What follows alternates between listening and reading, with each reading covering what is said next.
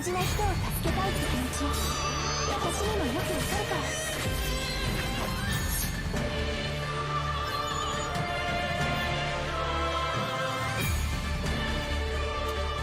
君たち俺が絶対に守る。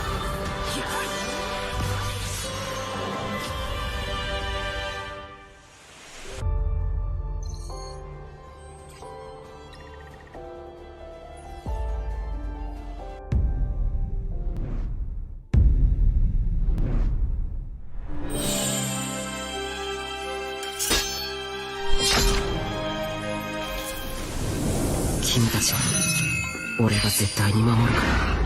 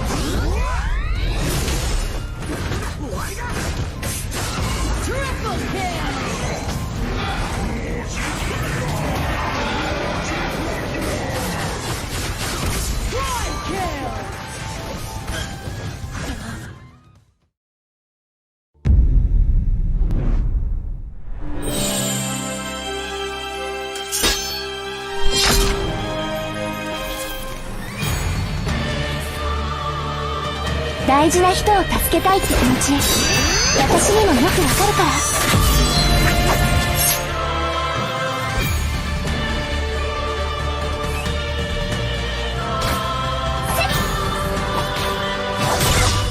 行くわよ。終わりよ。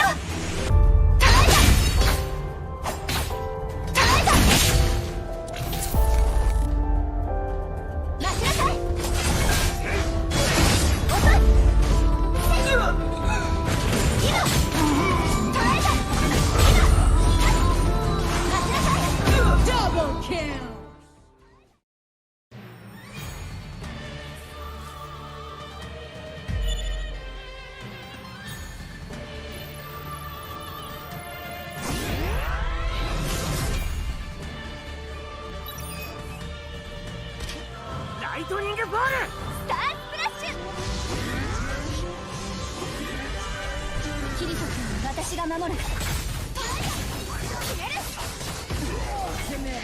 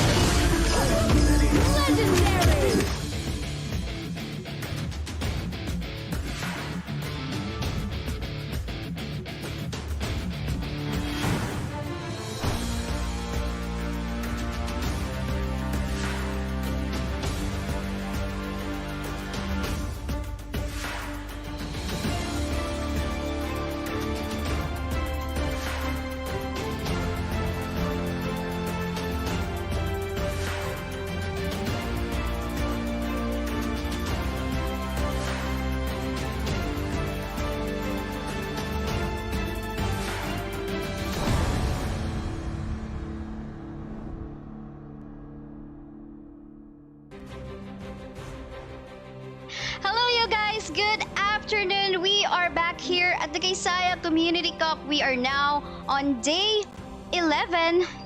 I mean, we've been through a lot of days already for this tournament, and I'm so happy that we are about to go up onto an end. So yes, it's me, Kaisaya, and with me are KazeeB and Vittorio. How are you guys doing? Vittorio, let me ask you first because you just came from some, you were sick for the past few days, I guess, but how are you feeling now? Yeah, I'm feeling a little better. Very, very excited on the matches. I've been watching KCC AOV even if I was sick, and there was a lot of good games. A lot of good games indeed. KazeeB, how are you doing? I'm doing really well. I'm actually excited for this particular game. I haven't seen this RenaistreUp team yet, but Mavis Fortune I've seen several times, and I'm sure both these teams will show us some action-packed matches.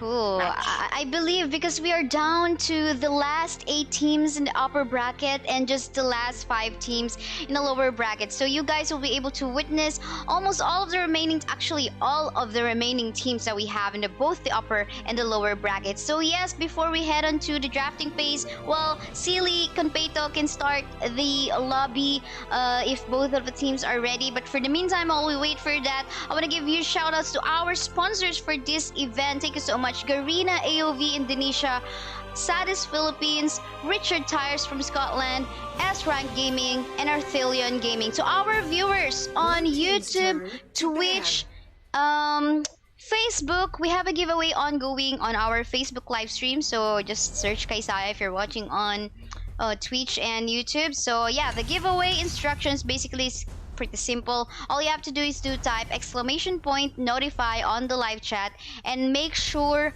you share the live stream publicly on your wall with the hashtag KCCAOV. So I want to give shoutouts to Arturo Gaming, the first one to comment on the YouTube live stream. Shoutouts to Retro, Neo, shoutouts to you as well. And to those who are currently watching on Facebook, hello to you.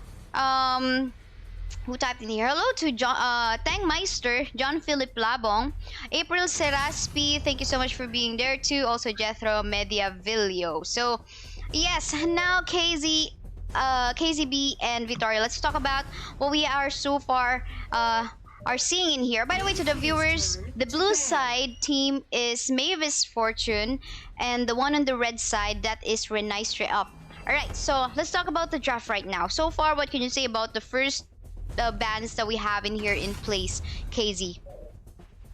Well, I think the Dirac ban is pretty standard normally, especially for Indonesian teams and even some Filipino teams as well. Richard ban is kind of surprising because normally you don't see him banned, but you see him picked very in priority, I mean. But the Elendor, I understand the Brio ban for him as well. Yeah, I do agree on that discovery. You know, we don't usually see that Richter getting banned a lot, but instead prioritized. So how about you, Vittorio? Any thoughts about that Richter is actually Brio banned in here by Mavis Fortune? Richter can really be a scary hero, especially if you don't prio him. Especially, I think this is a best of 1 series. Yes, this is still a best of 1. It's gonna be a do or die. Richter can be very, very tanky. He can do a lot of CCs when he times it right. Especially in ambush, he'd be very, very effective. And if he's put in the Dark Slayer lane, he'll be able to gank the bot lane even before any DS laners can come and, you know, help in the team fights.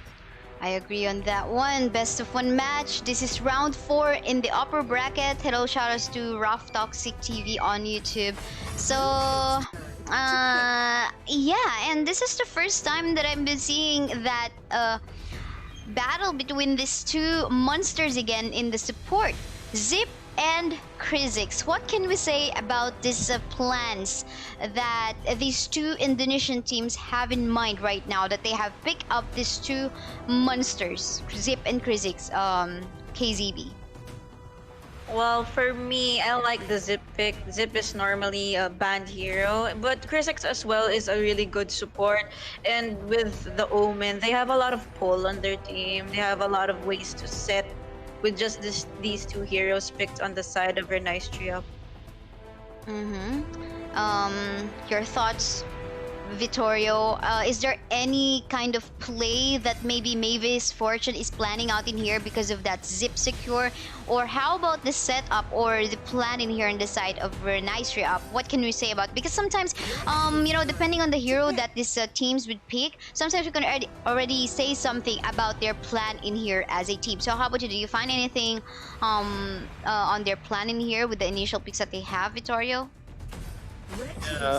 For me, the zip is a very very good counter. I'm not sure about Omen or Krizix, but if you time the skills of Zip right, he'll be able to like save all his allies in one flash. They be able to um avoid the sucking in of the Krizix and also that SS of the Omen. So I don't think Omen or Krizix is a very very good counter for the Zip. Well, let's see about that though. Zip could be really quite annoying. RenaistreUp must find a way into stopping that Krizix, from stopping them from farming in the lane, and of course from stopping their jungler into getting the buffs. But look at that, that's a lot of marksmen getting banned by Mavis Fortune, Gafeni, Hayate, and Elendor. What is up with this marksman ban, KZ? Well, as you can see, RenaistreUp's team, they haven't picked a marksman for their composition yet. So, to gain the lead, since our Mavis Fortune team already has their Violet secured, they want to prevent RenaistreUp from getting any good, I think, poke type of marksman on their team. The Joker getting hovered right now by RenaistreUp is one good poke type of marksman too. But let's see about that. How about you, Vittorio? What is your thought about that? They lock in Laville. Oh, just right on time. Your favorite hero in here, and then I'm about to ask you. So what can you say about that? Yeah, Lavelle is a very very typical broken hero. He's able to do a lot of damages in clashes, as we'll see if he's able to position right and be away from any kind of danger. It's gonna spell the victory for RenaistreUp. Well, let's see about that, because a while ago you did mention that maybe Omen and Krizix may not be a good counter against that Zip, but because Laville is here, now you're siding on to RenaistreUp. Are you biased? No, I'm just kidding. But yeah, let's see about that. Rourke getting a hover in here. Ooh, that's quite surprising, because as we thought, could it be a marksman jungle on the side of Mavis Fortune? Maybe not, because look at that. Zeal is actually picked in here on the side of Mavis Fortune. What a good flex and mind games by Mavis Fortune right over there on the blue side. But for the meantime, KazeeB, do you have any thoughts so far if they lock in this pain, or as they complete in here, they'll line up from the side of RenaistreUp? Well, whether they go with the Pain or the Kira, well, they did go with the Pain. At least with him as the last pick, our Mavis Fortune side doesn't even have a chance to try to counter the Pain anymore. So he might have an easier time in terms of farming and going around the map as well. Well, let's see about that though. But do you have now any favorites? Which side are you leaning more towards to? Let's ask Vittorio first. Or maybe not anymore, because we know that the Villas are... No, okay. Just to be fair, let us ask Vittorio.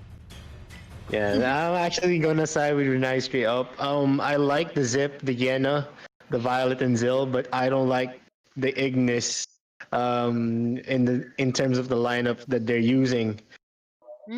For me, the best mages are the ones that can burst and help out on the team.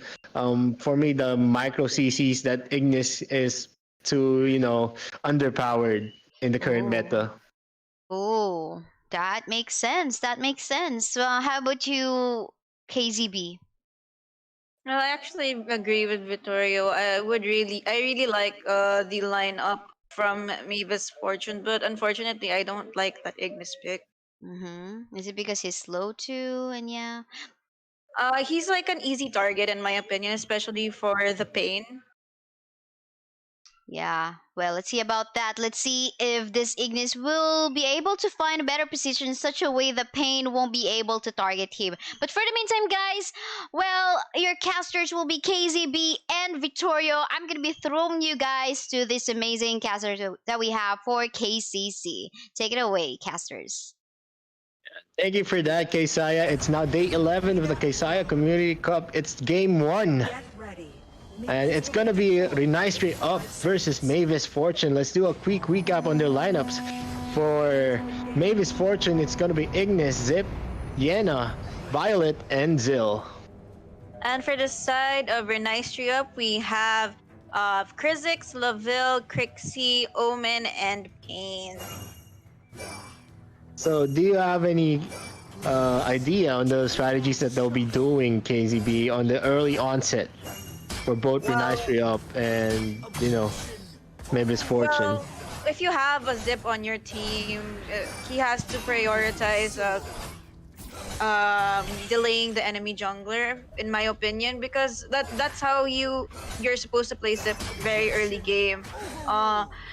You have to find the littlest means to delay, may it be a small camp, the buff, or even just the minion waves of your teammates delaying the mid laner or any kind of lanes. But we do see that This Ignis is getting burst down by the Crixie and Krizix.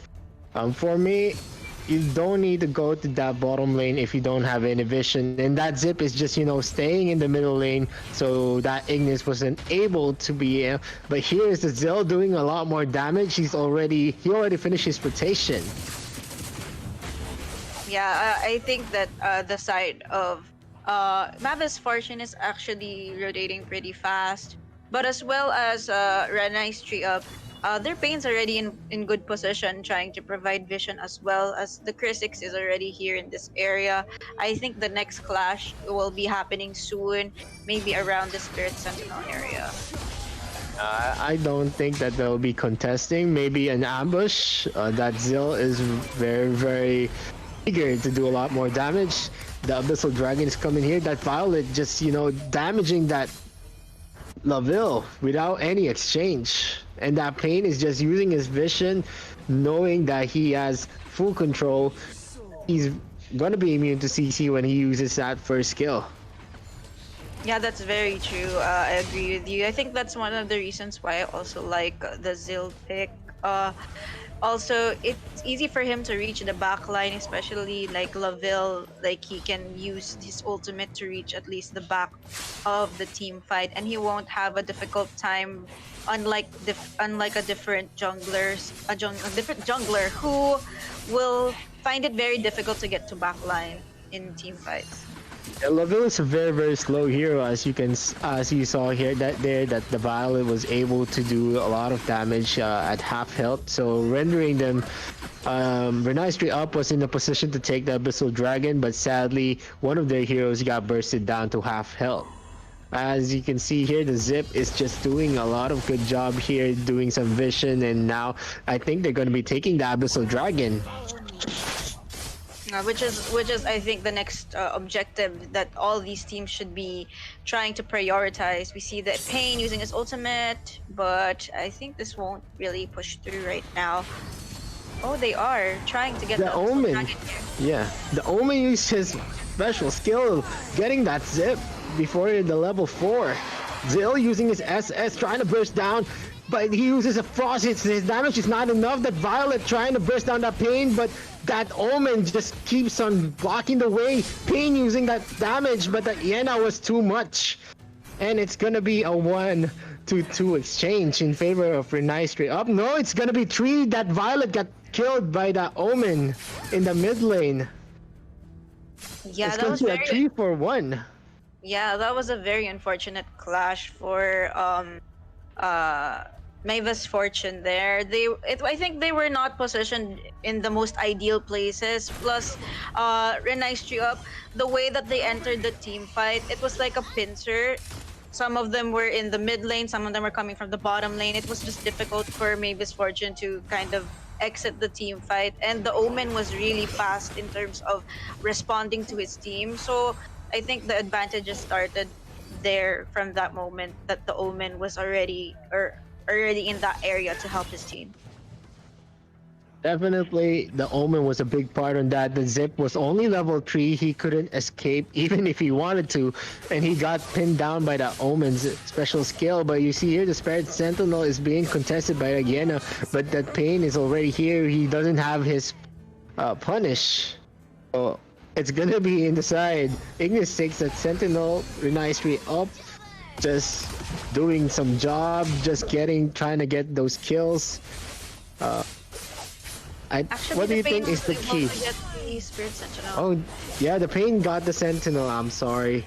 What do you think is the next thing that RenaistreUp should do to keep the momentum up for their team? They should just be a little bit more aggressive in how they play. I think I think their advantage is really coming big because of the Omen that they have on their team.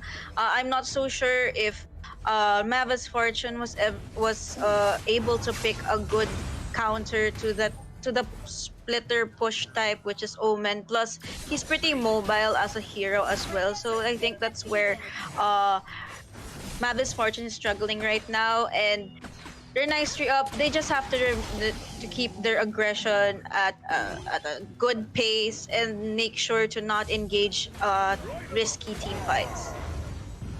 Yeah, they know their DS lane is giving them a lot of space. Their DS lane is already up. But look at here, that Laville and that Violet keeps on exchanging damages. But it's always a 4v3, and it's gonna be a bad thing if they do a clash and one of their heroes is not it. And their team is gonna be outnumbered. That's true. I agree with you there. We do see very much in this game that Mavis Fortune really like moving as like a unit. So they really want to be able to set something here. Here in the bot lane, there's a clash. Oh. Yeah, there's a clash. Quizix getting 3 of them, but that Zip makes a mistake. Didn't get his allies on time. This Ignis gets caught getting burst down by that Laville and Quixie. The Pain going in, and that Violet is gonna go down. Yeah, there were a lot of endless cycles used also by the side of Mavis Fortune there, but the clash really did go in favor of RenaistreUp there. It was a good initiation supposedly for the Zip. I think it was too aggressive because they thought that the Laville was alone, but the backup that he received from his team just arrived really on point. So they struggled to get the upper hand in the team clash. I think they overcommitted in that clash. As I told you, that Laville is very, very OP. His second skill was able to deflect. It was able to deflect that Zip SS threat, making his escape as smooth as possible. That Pain coming in, trying to burst down, but that Zip timely gets that Violet this time. And I think they're gonna go for their second Abyssal Dragon for RenaistreUp. Yeah, and we do get a pause, guys, after a few minutes into the game. This was paused by RenaistreUp, actually. So far, there are no tower pushes, actually, and it's already 8 minutes. So that's kind of amazing for this type of fast-paced type of mobile game. And the gold's not that far off, actually, from both teams. It's not too late for either team to kind of get the upper hand here. They just have to be very careful in engaging each other and make sure that they don't die in terms of clashes because of ill positioning. Oh, they do. There's a clash here in the bot lane. They're trying to burst down that Zip. The Violet is always safely protected by the Zip, but it's not.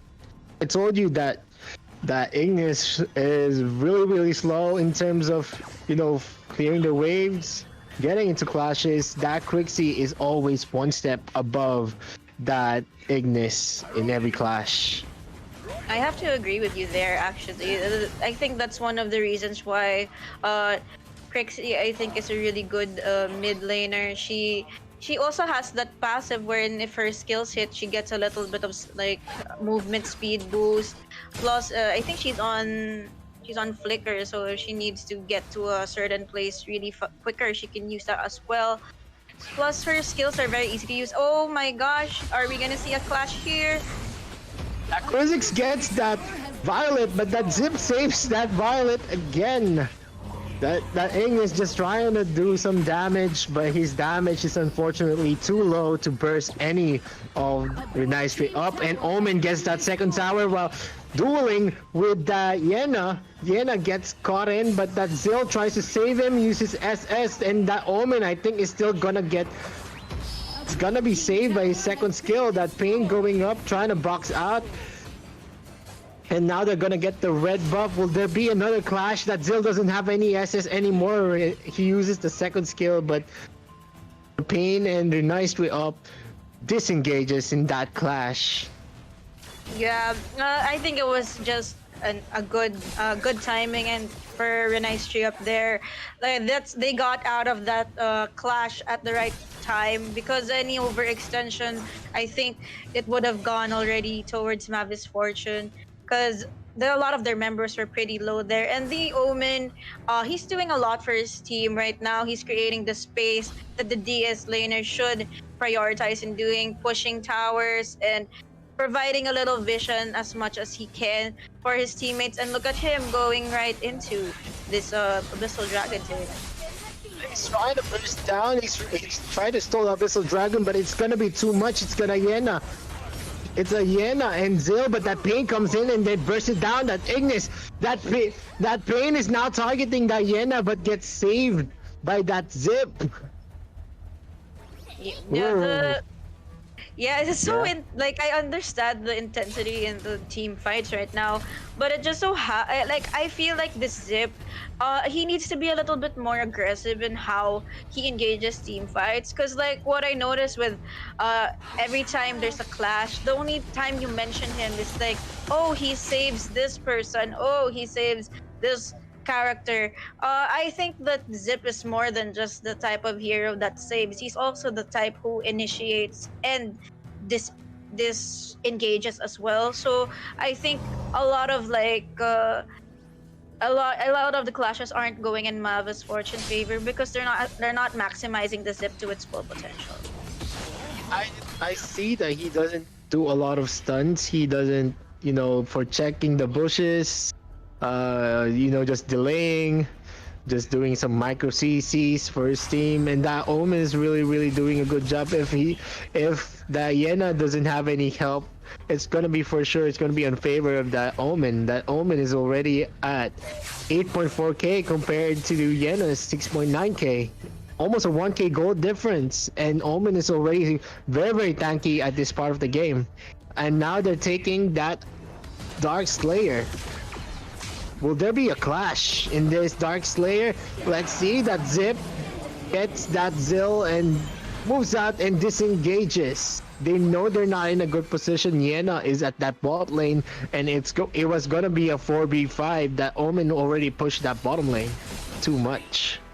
Yeah, what the Omen is doing in this game is really impressive in my opinion. He knows like the objectives he needs to take, the flights that he needs to try to initiate, and hopefully I think the communication on their side for RenaistreUp is really good. And I think that's why when they engage team fights, almost all the members are in that area, so they get a really huge advantage. And they also focus on pushing all the waves, so they don't have to worry about waves pushing towards their towers. Well, I think there's gonna be they're gonna try to get this third tier tower. The Drake is already at the bottom lane, and it's gonna be uncontested because members of Mavis Fortune is too late. That Zil uses his assets, clears that Laville out of the map, but Pain erases that Violet and Ignis. It's gonna be in favor of RenaistreUp. It's gonna be a 4v1 defense. Will Yena be enough to defend that inhibitor base? Well, let's see if she can defend this tower. Yena uses his skill, but he gets bursted down. That Pain is too painful, and that game is gonna be for RenaistreUp. Yeah, that was really, really. Their momentum for that team just didn't slow down. When they got it in the early game, they just clutched it until mid and late until the end. So congratulations to your nice job. But let's ask a short analysis from Kaisaya. Well.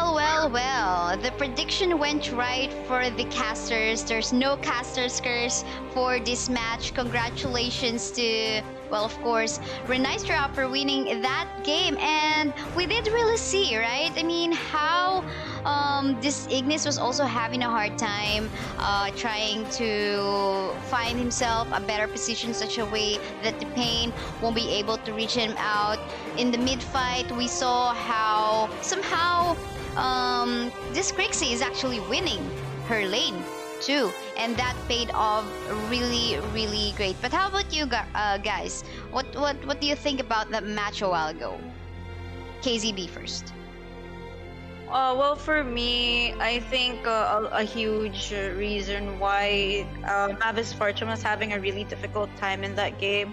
I think their lineup really heavily dependent on how well the Zip would be able to delay their jungler and also how he would be able to initiate. But unfortunately, with the Yena and the Ignis both struggling in lane, I think the Zip also found it difficult as well to try to initiate and delay the jungler of RenaistreUp there, and I think that's why they lost this game. Well, how about you, Vittorio?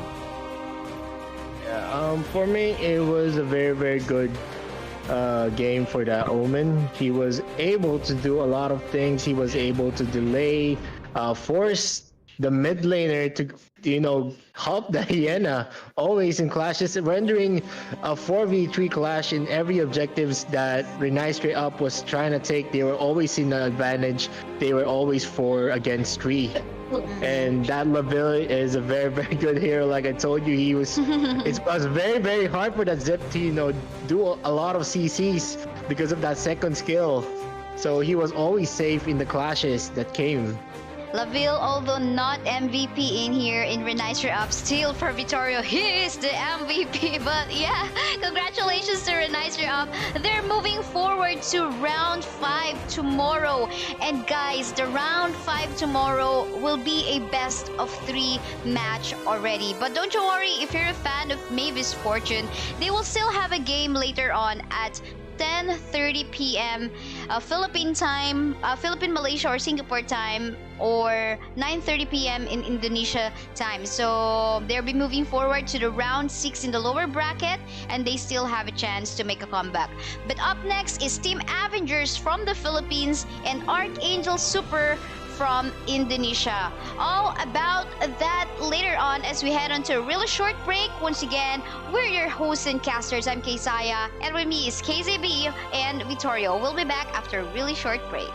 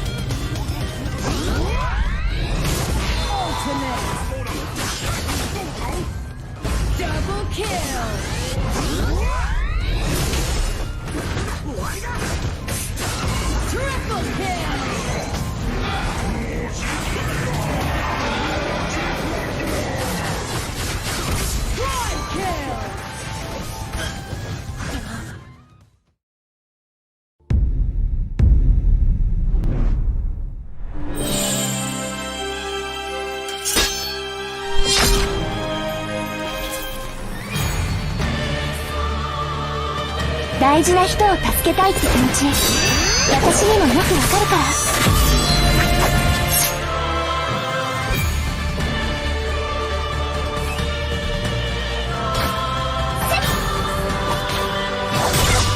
行くわよ。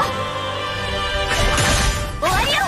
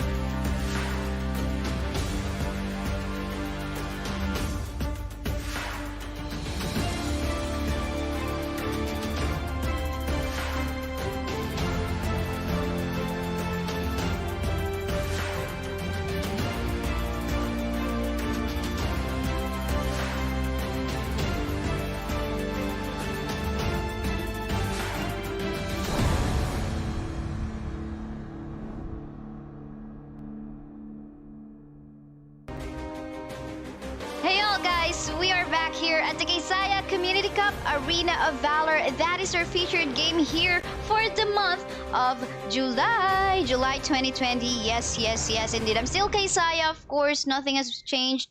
KazeeB is here with me. Vittorio is here with me too. But yeah, first of all, well, I'm not going to be asking them again how they are, but instead I'm going to be giving shoutouts to our sponsors: Garena AOV Indonesia, Sadis Philippines, Tyers from Scotland, my dear supporter from Scotland, of course, S-Rank Gaming, Arthelion Gaming, and of course to our viewers on YouTube, Twitch, and Facebook. We have a giveaway ongoing. It is a 500 vouchers. Yeah, 500 vouchers, not gold. I was about to say gold in addition to that, but yeah, 500 vouchers. All you have to do is type !notify in the live chat. Just once is fine. You don't have to spam, or else Facebook will auto-mute you, so be careful. So share the live stream too. Make sure you put it in public and add the hashtag KCCAOV. So yep, up next for a second series tonight, because it's past 6 p.m. here already in the Philippines. So it is Team Avengers on the blue side from the Philippines and ArchAngel Super on the red side from Indonesia. This is gonna be super exciting. I mean, Team Avengers is the lone survivor from the Philippines side in the upper bracket. Is there anything that you can say about that, KazeeB and Vittorio? Let's start with KazeeB. Well, I think in terms of rotations and hero composition, most of the time Indonesian teams, they have a little bit of upper hand, and I think because since they've been in the server longer, as well as I think the lag is less in terms of their area where they live. I think that's also a big reason why PH representatives struggle a little bit in terms of the tournament side of things. Oh, so the lag and everything. So how about you, Vittorio? What are your expectations on this one? While I fix KazeeB's camera, for some reason it disappeared in here. Okay, yeah. Thoughts? I'm very excited. AVG is one of the teams I saw in the Arena Valor Progress League. Yeah, they're the only Philippines team that also represented us. They have a lot of potential. They're very good and experienced in tournaments, so I'm very excited on how would they showcase their lineup today against Arch. Yeah, this is Arch. That sometimes, oh, it's Arch again in RG. Oh, it's Arch again. We're just playing CG, but it's Arch again. But yeah, they're a big organization. They actually have 2 teams right now in the upper bracket right now: ArchAngel, SilverBullet, and ArchAngel Super. But yeah, right now, look at the bans that we have so far. Zip, Kira, Elandor, and Dirac. Is there anything that we can say already, just basing on the bans right now, KazeeB? Well, for me, actually, those are the top 4 bans that I normally see, and not only in this tournament, but then also other tournaments as well. Each of these heroes have a certain skill set or even certain skills that will either provide like the necessary assistance for their team or delay in terms of their opposing team. So I guess I get the priority bans for all four of them. But taking a look at that prio peak on that Pain, is this worth of a first? I mean, yeah, first peak, Vittorio, or it's dangerous to secure a Pain early on? Well, you know, even if they do prior pick a Pain, it will always depend on how they execute their clashes. And I think Pain is a very, very good pick. He can do a lot of damage, even tons of damage in grouped up enemy fights. He's very, very good in clashes. He's also very, very good in ganking, and also entering, you know, dangerous areas because he can just use his SS to fly out of any situation. Yeah, for sure. A hover and actually a lock in here, seeing the punish on 2 marksmen jungle. Is this a thing now? Is this a thing now, KazeeB? What do you say about this marksman jungle comp that it seems like being pulled off by both of the teams right now, just basing on the first 3 picks? Well, KazeeB. based on the first 3 picks, I don't know. I think Fennec is really more used as a jungler rather than a side lane. So I think this Fennec is really gonna be a jungle for their composition, which is very good. I mean, he's very mobile, hard to catch as well, and the way he scales up in the game is pretty decent as well. And for the Violet, I also like Violet. She scales up pretty nicely in the game as well, but it will really depend on how well his teammates will be protecting him, because I think in terms of mobility, Fennec is more mobile than the Violet. Look at what Team Avengers did. They banned out a Lindis, knowing that maybe this Violet is just something that they are showing up to bait us into thinking that, okay, this is gonna be a Violet jungle. But no, they banned out the Lindis too. Could you explain us why, Vittorio? Is there any chances in here that we might see, you know, a Violet Lindis combo on one side? That's the reason that they have banned this one out. Yeah, definitely. Lindis is a very, very good pick against a Fennec. Lindis has the range, and we know Fennec is very, very good against assassin heroes, except for the heroes like Kriknak. For example, Fennec is very, very good in kiting, so definitely they want to get that Lindis out of the composition of ArchAngel Super. So excited how these two teams are gonna go. Meantime, Murad is getting a hover in here. If we're just gonna be basing on Doister's tier list, Murad is actually down bottom. But you know, we've seen a lot of games that Murad is actually shining. Depends on really how teams will execute it. For the meantime, they're still undecided to lock that one out. They went for a Florentino, which is gonna go on. Oh, it seems like they finally decided that they're gonna go for a 2 side laner that are warriors, Violet jungle, and Lumbar support. Any thoughts about this so far, KazeeB? Well, I think Violet is really a really good jungler, and she's protected really well. And I think with the composition they have so far for ArchAngel Super, she's gonna be very well protected, especially with the Lumbar. She's gonna scale up and do a lot of critical damage in a mid to late game. Well, let's see about that. Oh, Kafani double marksman setup for Avengers. Or is it gonna be Leville, or rather Vittorio? This is gonna be the second marksman of Avengers in here. Hayate is gonna be locked in here. True damage Israel. Or yeah, you know, really good damage against really tanky heroes. Shoutouts to all your T's on Twitch, by the way. Also to those who are currently watching on YouTube. There's a lot of you guys in there. Yo, Musa, Mudor, Pixie.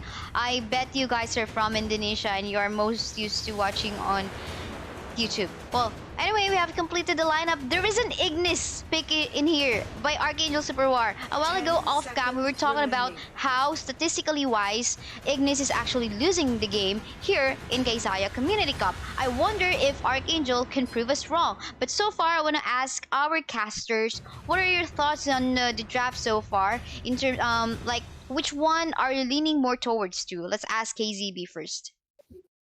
Well, I think I kind of like the composition more on the Archangel Super side.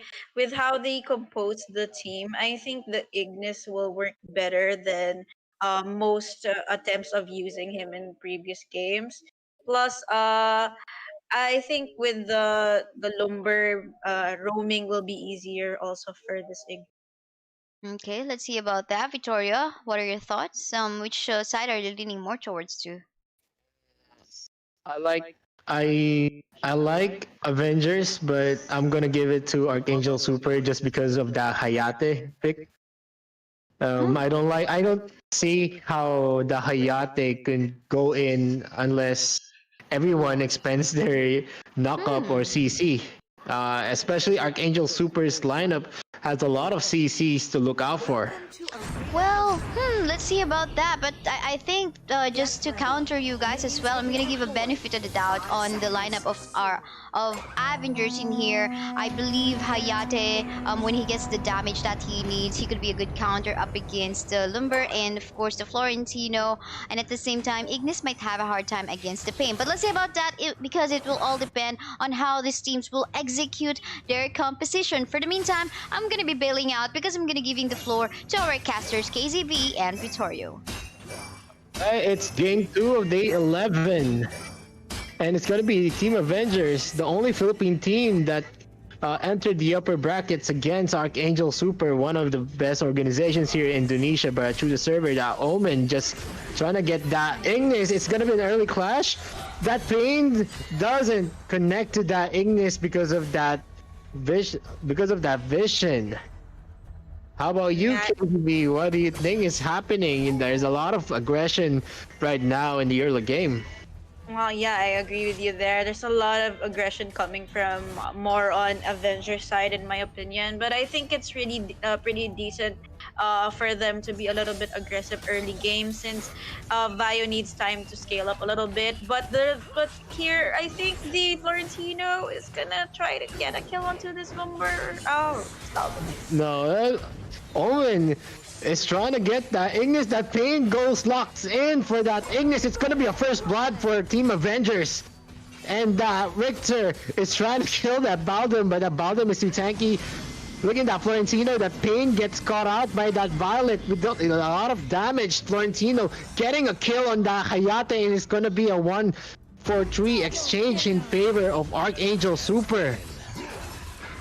Yeah, that clash really, I think it was a very like overcommitted team fight for Avengers there. I think right after Jingsu secured that kill on the Ignis, they should have backed off because with two warrior sides there, for the side of ArchAngel Super, their response to team fights, I think it's gonna be very, very fast. They just quickly try to clear out their waves and then try to assist their teams in team fights right away.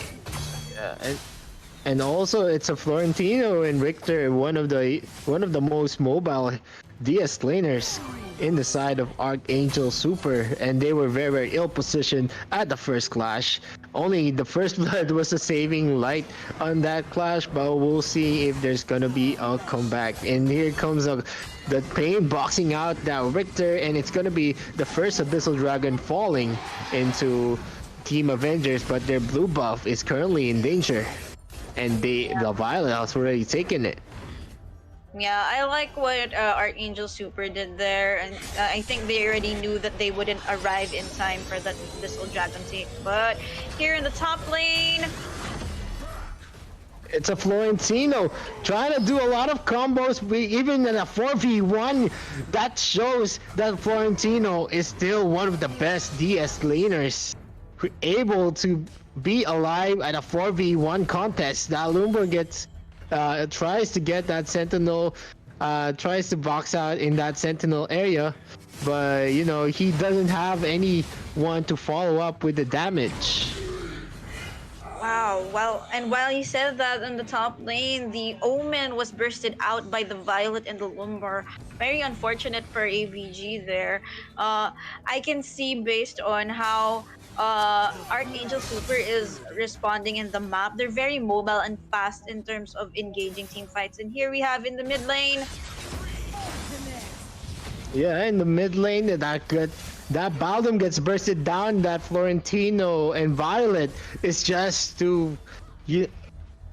just does a lot of damage that even the tanks cannot stand. And that Violet already has 2.5k in gold lead over that Fennec, who's only at 2k. It's already almost half 1,000. Yeah, I have to agree with you there. And you see how fast the Ignis is rotating around the map. Also, because they have such mobile side laners, I don't think they have a difficult time here. But here in the jungle portion of our blue team. Yes, that Lumbar tries to use the Earth Spirit, but hits no one. The Omen gets that Florentino, but the Florentino is too tanky. And now Lumbar is not letting Jingsu get away. I think they're gonna try to take this top lane turret just because of the position they have. Will that Omen be able to defend, or should they just leave that lane? And as we see, it's gonna be uncontested. Yeah, they have to just give that away. He's not at full health, so if he risks trying to defend that first tier tower in the top lane, he might have to sacrifice his life. And at this moment in the game, any deaths that they give to ArchAngel Super will not help their team at all. They really need to stay alive first for now. Try to farm as fast as possible and try to get back into this. Yeah, that Pain doing some damage in that Lumbar, but as we know, the gold, they still don't have a lot of gold. And it's gonna be a miss with that Omen SS. That Lumbar uses Earth Splitter, hits two, Baldum trying to be bursted down. Fennec is being targeted, but that Pain was able to kill one. And that Violet finishes up and kills that Fennec. It's now just gonna be Hayate and it's gonna be a wipe for ArchAngel Super. It's not the Baldum stayed alive actually. The Baldum was able to survive with like super little HP. And I get why you didn't see it in the map. He was like really hid inside. He really hid into a bush. But yeah, that fight, I agree with you. It just turned really sour like super fast for AVG right there. The way they engaged the match. That clash, it was like really difficult here. But here in the blue side, yeah, that Richter got bursted down, and that Proel that Florentino is trying to get Proel, but that Baldum is a tank, and they need the damage of Violet just to burst down the tanks of Team Avengers. There's a lot of, if you're in low health and you have an Ignis trying to get that blue, it's gonna take a lot of time. They shouldn't have done that. They should have just try to clear more waves, get more objectives instead of doing some risky factors like there. So what do you think the Avengers could do to turn around that gold lead and turn the momentum for them? Well, I think they just have to just keep clearing off their waves and slowly farm up, get the items they need. Because with two marksmen, they will have the damage in the late game. But here in the oh my gosh, that cowgirl. Yeah, like I told you, that Violet is just does a lot of tons of damage. That Violet just rolling in. She knows that there is no one that will be able to contest in that Omen trying to get that top lane turret, but there's a Richter lurking, and he's not gonna let any objectives go to Team Avengers. And that Abyssal Dragon is very, very protected by the 3-man comp of that ArchAngel Super. Yeah, it is very protected here. And oh my god, out of nowhere, the Hayate just dies there in the tower. They already know that Violet already does a lot of damage. Avengers need to be very more careful. They have 2 marksmen in their lineup, and they know that it will get bursted down maybe 2 or 3 shots by that Violet combo. Yeah, I have to agree with you there, and that's why I said early game, if they're able to protect this Violet, it's just gonna be very hard for Avengers right here. And we have a clash here in the blue side. Overextended. That Florentino trying to get that Fennec, but it's not gonna be enough. That Florentino stays alive even with all the damage coming in. That Omen is getting bursted down by that Violet. Look at that Violet crit. Just making that tank look so soft like a marshmallow. Yeah, at this point in the match, there's already a 4k gold lead, a 2 or 3k gold lead in favor of ArchAngel Super, and they're finding it very difficult to get to the Violet for AVG side, and they do secure that first Dark Slayer of the game. Yeah, the only hero that maybe can kill that Violet will be the Pain, but the Pain is having a hard time with the Lumbar and Ignis just protecting that Violet. Yeah, and I think the synergy between the Lumbar, the Ignis, and the Violet, even if they roam as just the 3 people, they have really good synergy. And I think that's what AVG is really struggling with right now, because with a 2 marksman comp, if any of them get like stunned or stunned by the Ignis or the Lumbar, it's gonna spell disaster for their team. Yeah, it's very hard since it's a Hayate, but that Ignis does a lot of stuns. That Lumbar using the Earth Splitter, and that SS by the Hayate wasn't able to burst down that Florentino. That Florentino just dancing around, knowing that he has a lot of health left, and that Hayate SS was very good, but wasn't able to do the last finishing touches on that Florentino. Yeah, the Florentino for the side of ArchAngel Super, he's like really good. The way he initiates team fights, and like he isn't afraid to even go get damage put onto him. He just wants to be there to be able to give the damage that his team needs and to initiate his team needs as well. Omen uses his Flicker SS Baldum, using his ultimate to hide out Richter, and that gets bursted down by Hayate. Let's see if they can still get that Richter, but no, they will disengage.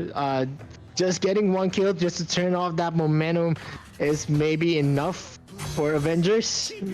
For now, they need to play safe. They need to play defensively. Let the enemy. They're letting the enemy dictate the momentum right now in this game. Yeah, I have to agree with you there. They keep trying to force fights for AVG, so right now I think they have to wait for the right moment to engage ArchAngel Super so that they get a little bit of room to breathe and more map control here. They need to try to split push and try to get an advantage here. But here in the top lane, jungle. Yeah, Omen is getting bursted down by that 3-man team of ArchAngel Super. That Violet is just too, just does a lot of damage. And if you can't burst him out, you're never gonna win the clash. That Richter misses his knock-up. That Florentino just lurking around. Just seeing if anyone will try to engage the clash, and because they know it's gonna be in their advantage with the lineup they have right now. 2 warriors, and the Richter is coming from the base. They're now in a very good position to get that TS, and now they're doing an ambush. Yeah, I think they're prepping for the next clash for ArchAngel Super. They want AVG to initiate something, but yeah, that Lumbar uses that Earth Splitter. Florentino trying to get in, but unfortunately hits that Baldum. That Omen uses his SS on that Violet, but no one's there to try to get the burst down. That Florentino goes to 1v1 with that Pain, and that Violet takes down the tier 3 inhibitor turret. Will there be another comeback, or will this be the sign of a victory for ArchAngel Super? That Omen just doing a lot of tanking, but doesn't have a lot of damage to burst down any of the heroes right now. Yeah, I have to agree with you. Our AVG is really struggling in this game just because they're finding it extremely difficult to even come near the Violet. Like, if you notice, the only people that they come close to killing is like either the Ignis, the Florentino, or the Richer. But the Violet, they really need to shut down the Violet so that they can get a little bit more room to breathe in this game. But I don't know how they're gonna get to the Violet with how much synergy this team comp for Archangel Super has right now. It's gonna be hard, especially Archangel Super is showing a lot of ambush strategies to, you know, divert the attention of Team Avengers, and they're now swarming in the top lane without any objectives right now. I think Archangel Super is gonna take the Abyssal Dragon Kratos and also the Enrage when it comes out at 35 seconds. Yeah, I have to agree with you. Archangel Super is very, very objective oriented. They don't place themselves in the map wherein they won't get any advantages on what they do. It's either they get a buff, they get a small cap, they get the Abyssal Dragon or the Dark Slayer. They just maximize everything that they can right here.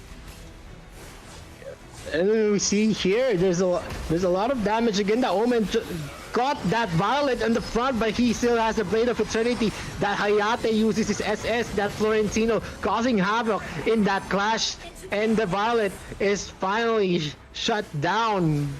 But to the expense, I think they're still gonna be able to push this in the last creep wave if, you know, the Florentino comes in. And look at that damage with that Ignis. Yeah, That pain comes in, but it'll not be enough. That Florentino is just doing a lot of job. And now that Omen and Fennec is currently just going back into their base, and now they're gonna try to push an end on this base lock. But Team Avengers is not letting them. And it's gonna be a disengage. Yeah. I think at least Archangel Super, they're very they respect their the AVG, that they didn't try to push this finish of the core for their plays. They're playing it safe. They're maximizing everything that they can before they really secure the core. But I think that AVG, they need just a little bit more gold. Actually, if you look at the gold, their gold isn't that big anymore, actually. And they just need to really get a shutdown on that Violet and the Ignis as well, because even if they got that kill onto the Violet in that last clash, they had a difficult time because of the Ignis, especially even in trying to defend their towers. They had a really difficult time. They're actually gonna be it's gonna be very, very difficult because of the, you know, all the inhibitor turrets are already down, and that bottom gets that Ignis, and he walks down the Omen trying to hit that Vic, AVG Vix, doing his SS, but not being able to burst down. That Baldom is gonna go down on that Florentino, and also the Pain wasn't able to kill that Violet. Florentino just doing a lot of job going in, but it's not enough. It was a 2v1, but that Fennec is already down by the Richter, and the Blade of Eternity is gonna get popped out, but it's not gonna be enough. Omen versus the Richter and Lumbar, and I think it's gonna be a GG well played in the side of Archangel Super. Congratulations. Yeah, unfortunately for AVG, the way that Archangel's momentum really had a good impact on that game, as well as the synergy of their hero lineup as well. But let's ask a short analysis from Kaisaya. Well. All of the Philippine teams are now down in the lower bracket. Congratulations to Archangel Super. They're moving forward to round 5 best of 3 match tomorrow. But don't you worry if you're a fan of Team Avengers. They still have a match later on in the lower bracket, round 6, against whoever will win between BossGamingPH or Moonlight Valiant from Philippines and Malaysia. But for the meantime, about that a while ago, there's just a lot of early game time, I think it was a bad idea to allow that Florentino to go online. So was this, of course, the Violet.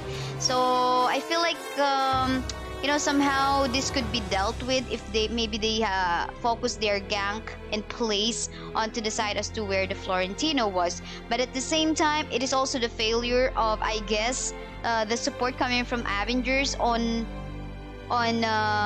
making use of his ultimate onto the Violet, hitting the back line instead of the front line, because stopping that Violet to free hit from the back line will at least help them, Team Avengers, to allow their damage dealers to deal the damage or prepare for a setup in catching up the Violet. So yeah, I think those were mostly the things that slightly out of focus coming from the side of Team Avengers. But then again, you know what?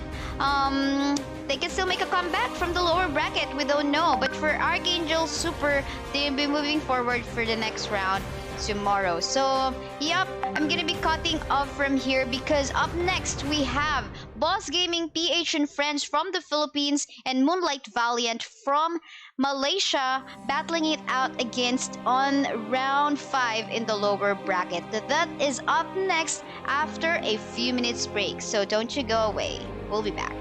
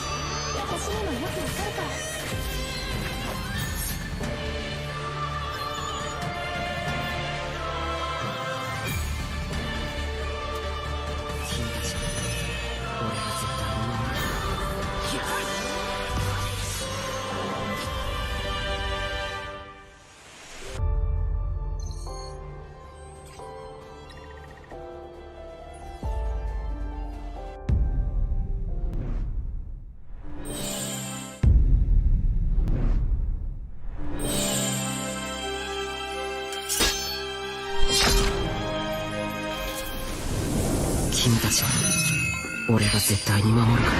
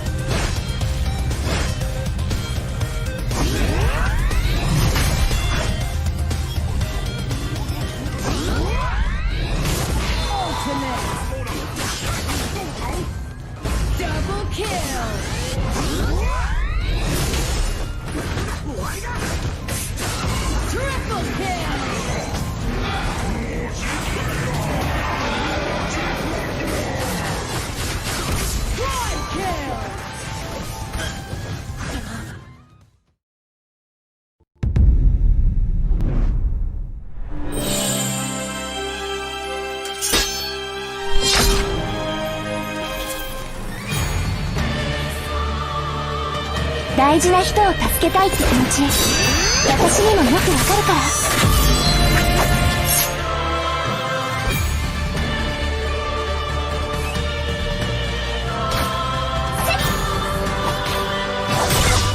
行くわよ。終わりよ。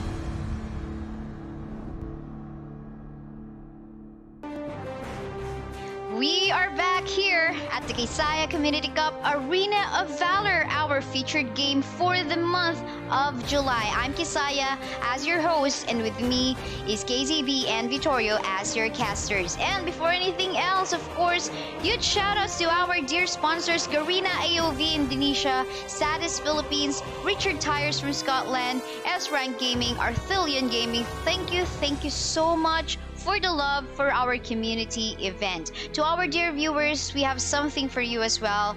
You can win 500 vouchers if you type in !notify in our Facebook live stream, and make sure you also share the live stream publicly on your wall with the hashtag KCCAOV. Now, this is the time that we are about to witness one of the series from the lower bracket round 5. BossGamingPH on the red side from the Philippines and Moonlight Valiant, blue side from Malaysia. Any expectations from these two teams, KazeeB?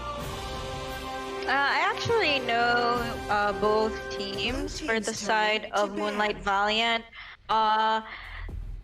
Too Easy for Aiden is one of the casters that I've casted with in the past, as well as Mikos.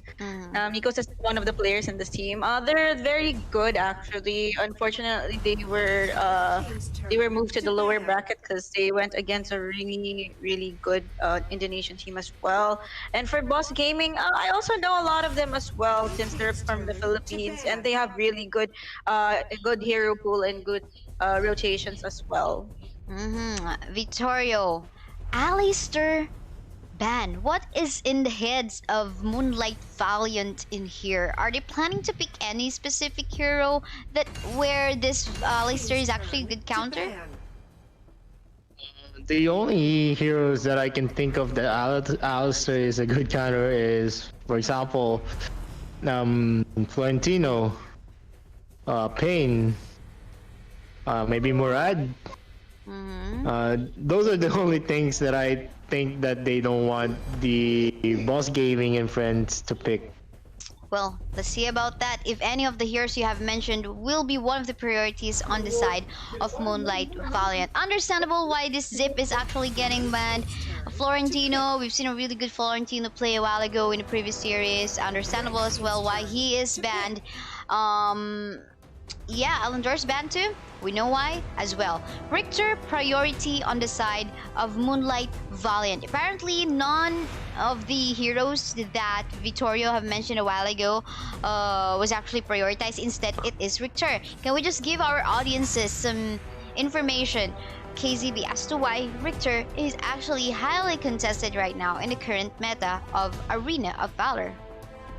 Well, for me, as a pick, Richter is very flexible. He can be a support, he can be a side laner, and some people even dab on him being a jungler. So he also has a really nice... Yeah, I've seen that happen already. I've seen Vittorio's used him as a jungler actually. His skill set is really nice. He has knock-up, burst, and he's very mobile. So I get the priority for this hero. Alright, well, it's been a while since I last saw the rack in action again, or well, so far at least in today's Kaisaya Community Cup, day 11, and that is to magic damage source, Pain, and the rack. Now, the hero that you have mentioned a while ago, Vittorio, is picked in here, Pain. So, is this now looking good so far for the side of Moonlight Valiant? Because so far it feels like they're actually being able to secure the heroes that they want for themselves. Definitely, I think just from the first 3 picks of Moonlight Valiant, they already have an advantage in the draft. Having that D-Rack and also Pain and Richter in the side, they can do a lot of things. They can do a lot of ganks. They can do a lot of invades, especially in the disruption and clashes. They're gonna be on the winning end just based on the draft. But if they cannot execute it, you know, anything is possible. Yeah. Elaine actually, Elaine somehow in KCC is 50-50. And I don't know. Is there anything that you can share more about this Elaine? Because why is he 50-50 right now? Why is he like, okay, he's a new hero, but he's not that, you know, like that of a Florentino, wherein if you contest him, you will have a higher chances of winning.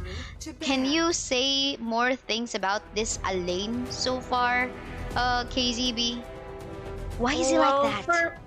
Well, for me, I think it's because the skill set of Oling is more focused on like a 1v1 type of matchup, and he's not. I don't think he's as mobile as other DS laners, and some people struggle with maximizing his skill set in lane, so they have a difficult time defending lanes or even responding to team fights as well.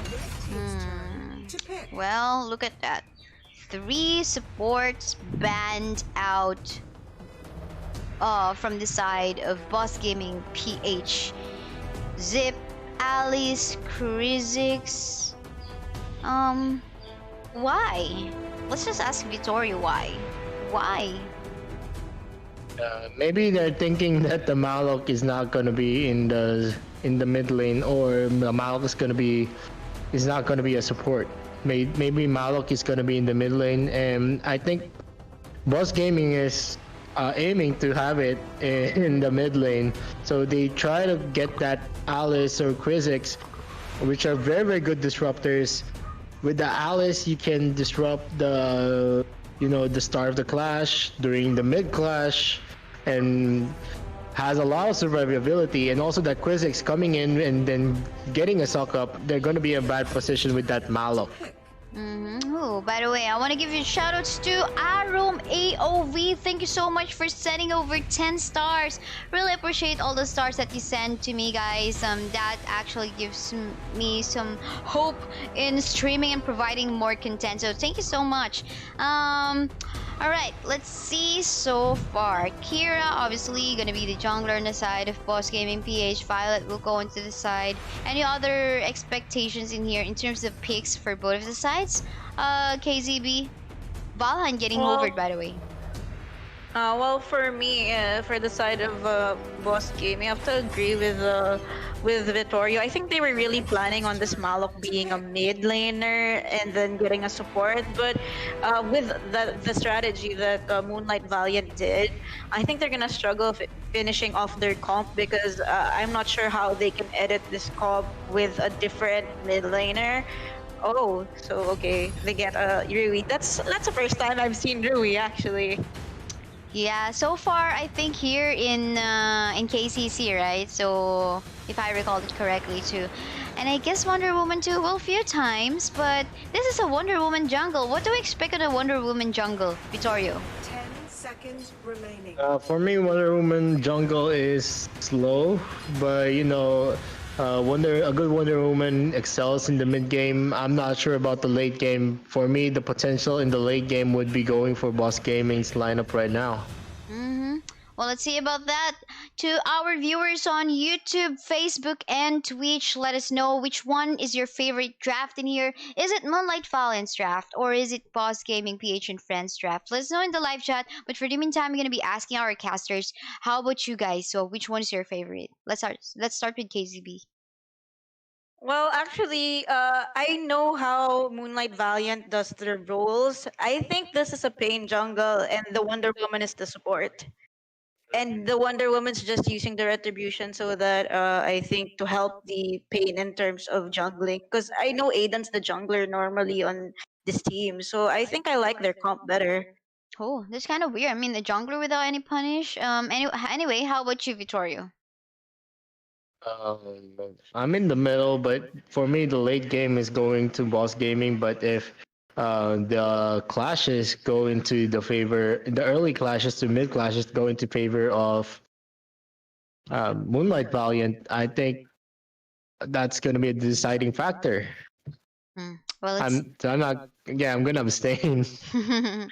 Well, abstain from voting in here, Vittorio Gaming. Meantime, guys, I'm gonna leave it to our casters, KazeeB and Vittorio. Take it away. It's now the game 3. It's BossGamingPH and Friends versus Moonlight Valiant. So let's do a quick recap of the heroes before they start. So for Moonlight Valiant, they have the Pain, the Valheim, the Richter, the Wonder Woman, and the D-Rack.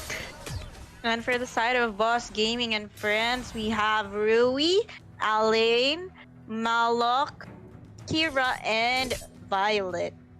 Yeah, and we see in the onset of the game, they did a 3-man team in the mid, just trying to do a lot of damage. But unfortunately, Malak cannot, do a lot of damage in the onset. He needs to do 2 or 3 slices just to get a peel out of that, just to do a peel. And that, I think the Dirak is the support right now. Yeah, I think so too. I thought that the Wonder Woman would be the support in this, but I guess let's see how they're building. Yeah, the Dirac is the support in this lineup. He has already built the first support item of his team. We do see that. I really think that it will just really depend what happens in early game, who will take this matchup. Yeah, for now. Yeah, the early game doesn't have a lot of actions. There's still a lot of damage missing just to burst down a hero, unless there would be a 4-man or 3-man gank. And the Pain is already in position, but he gets spotted by a Roi, and Mikos is already finished in his jungle rotations. I think they're gonna prioritize this Abyssal Dragon over the Sentinel. I think they're in a very, very good position, but they went into that mid lane, and Boss Gaming is gonna get that Sentinel, first Sentinel of the game, and now they might be in a position to go to get the Abyssal Dragon, but the Pain gets bursted down by that Kira, but it wasn't enough. They weren't able to commit, and Alain is getting killed. Was killed by the Richter knocking up that Kira, and also that Malok got CC'd by that D-Rat. It's now going to be a 3-for-none exchange in favor of Moonlight Valiant. Wow, that clash really turned around fairly quickly. I really thought that the Pain was gonna die there, but I guess he really aimed to be the bait for his team, and because like Boss Gaming took it, they were able to turn back that clash into something very, very beneficial for Moonlight Valiant this early in the game. Yeah, I think they committed, but didn't commit that much to killing that Pain. The skills were used earlier, and I think the really, really good game changer there was that Pain was able to live in the clash, but while we were talking, they got that Richter on that jungle on the red side of Boss Gaming. Yeah, but it's still fairly early, and I think that since the Richter is a DS laner, his death isn't that significant here. But we do see a clash here, Vittorio. Yeah, that Valiant trying to hit, but he gets bursted down by 5 people with that Roi SS. Just too OP, getting all your allies even in the end of the map into the clash. And that Richter is gonna try to push that tower, but that tower is still protected by the early game, so it's still too tanky to get as an objective. Yeah, it's a little too early for them to try to push the lane, but they were able to significantly lessen the damage, lessen the HP of the tower. It's already half health, which is gonna be a little easier for them to do in the next few minutes of the game. Here in the top lane, we're seeing a clash, Vittorio. Yeah, Alain uses his SS, but wasn't able to do a lot of damage. That Malok comes in, and that Malok is getting bursted down by that Pain. Mikos doing a lot of damage, and that Kira is trying to get that Dirac, but that Dirac is too tanky right now with his mana. And the Pain uses his skills, uses the Frost, and outplays that Kira. Now it's gonna be a 2-for-2 exchange in that clash. Yeah, that was really, really smart for the Pain. I was like, he's been baiting a lot for his team. He's been doing a lot of plays that you would want to kill him, but in the end you just don't like succeed in it, which is kind of it's sad a little bit. But at least what Boss Gaming did gain from that clash, they were able to take the first tower of the game here in the bottom side. Yeah, while the clash was ongoing, that Val was able to kill that Valheim, and that Valheim in the turret gave them a better gold lead. Even if they lost that clash in the top lane, it was still in favor of Boss Gaming, PH, and friends. Now they're setting up for this Abyssal Dragon. And that Pain just trying to burst down that Malok. That Pain is just too painful right now. And the Dirac and Valiant are doing a good job on boxing out the enemy team. Now the Pain just, just baiting like what you said. Yeah, a lot of I think a huge part of the strategy for Moonlight Valiant is using this Pain as the bait. Oh, he's entering 3 of us. Let's kill him. And then, like, when they try to gank onto him, he just kind of like slips away in the map and you just don't like notice it. Yeah, look at that. Wonder Woman missing his special skill on that Rui. It might have turned differently if he hit that Rui. There might be a kill, but we'll never know. And now we see here, are they gonna try to contest at mid lane tower, or are they gonna get any objective? Because they need a momentum shifter in this game to beat out Boss Gaming right now. They're at almost 1k gold lead against them, but this Rowie gets caught by that Wonder Woman and Pain and Richter combo. And that Vala is gonna try to protect that half-health top lane tower. Yeah, well, I think Moonlight Valiant's in a good position to take their first tower here in the top lane. I think it's okay. At least they were able to trade the bottom tier tower without anyone dying from their team, which is really good, because any kills you give to the enemy team this early in the game will really shift the momentum to the side of your opponent. And the way that they're moving around the map for Moonlight Valiant, they really want to be able to take objectives. But here in the middle lane, we have a clash. Malok using his shock, hitting 2 people. And then Richter tries to disengage them, but the Alain is just too much. Just doing some rooting behind, and that Kira picks off that Valheim, getting a kill. A 3-4-5 exchange in favor of Boss Gaming. They're really trying to dominate now the mid. We've entered the mid game. We're seeing a lot of damage coming in from that Malok and also that Violet. That Violet is already 4.8k. Yeah, and unfortunately for Moonlight Valiant, they're having a difficult time as well reaching the Violet. It's like what happened in the game a while ago between ArchAngel Super and the Avengers, wherein only the Pain is the one who's gonna be able to reach the Violet, but it's gonna be difficult for him. And here in the mid lane, oh, he gets caught out, and that Kira trying to do a lot of things. Malok uses his shock, doing a 3-man combo, and that Malok is stun locked by that continuous stun passive by that Valheim. Very lucky for that, but that Rowie is trying to get bursted down by a Richter, but it's not enough. He was able to use his skill to go back to his base. And it's gonna be a 1-for-2 exchange in favor of Moonlight Valiant. That one in favor of them. They just have to stop relying on getting advantageous into greedy in terms of clashes. They have to be smart in engaging. Oh my god, this Wonder Woman! The Kira avoided every skill shot by Mikos.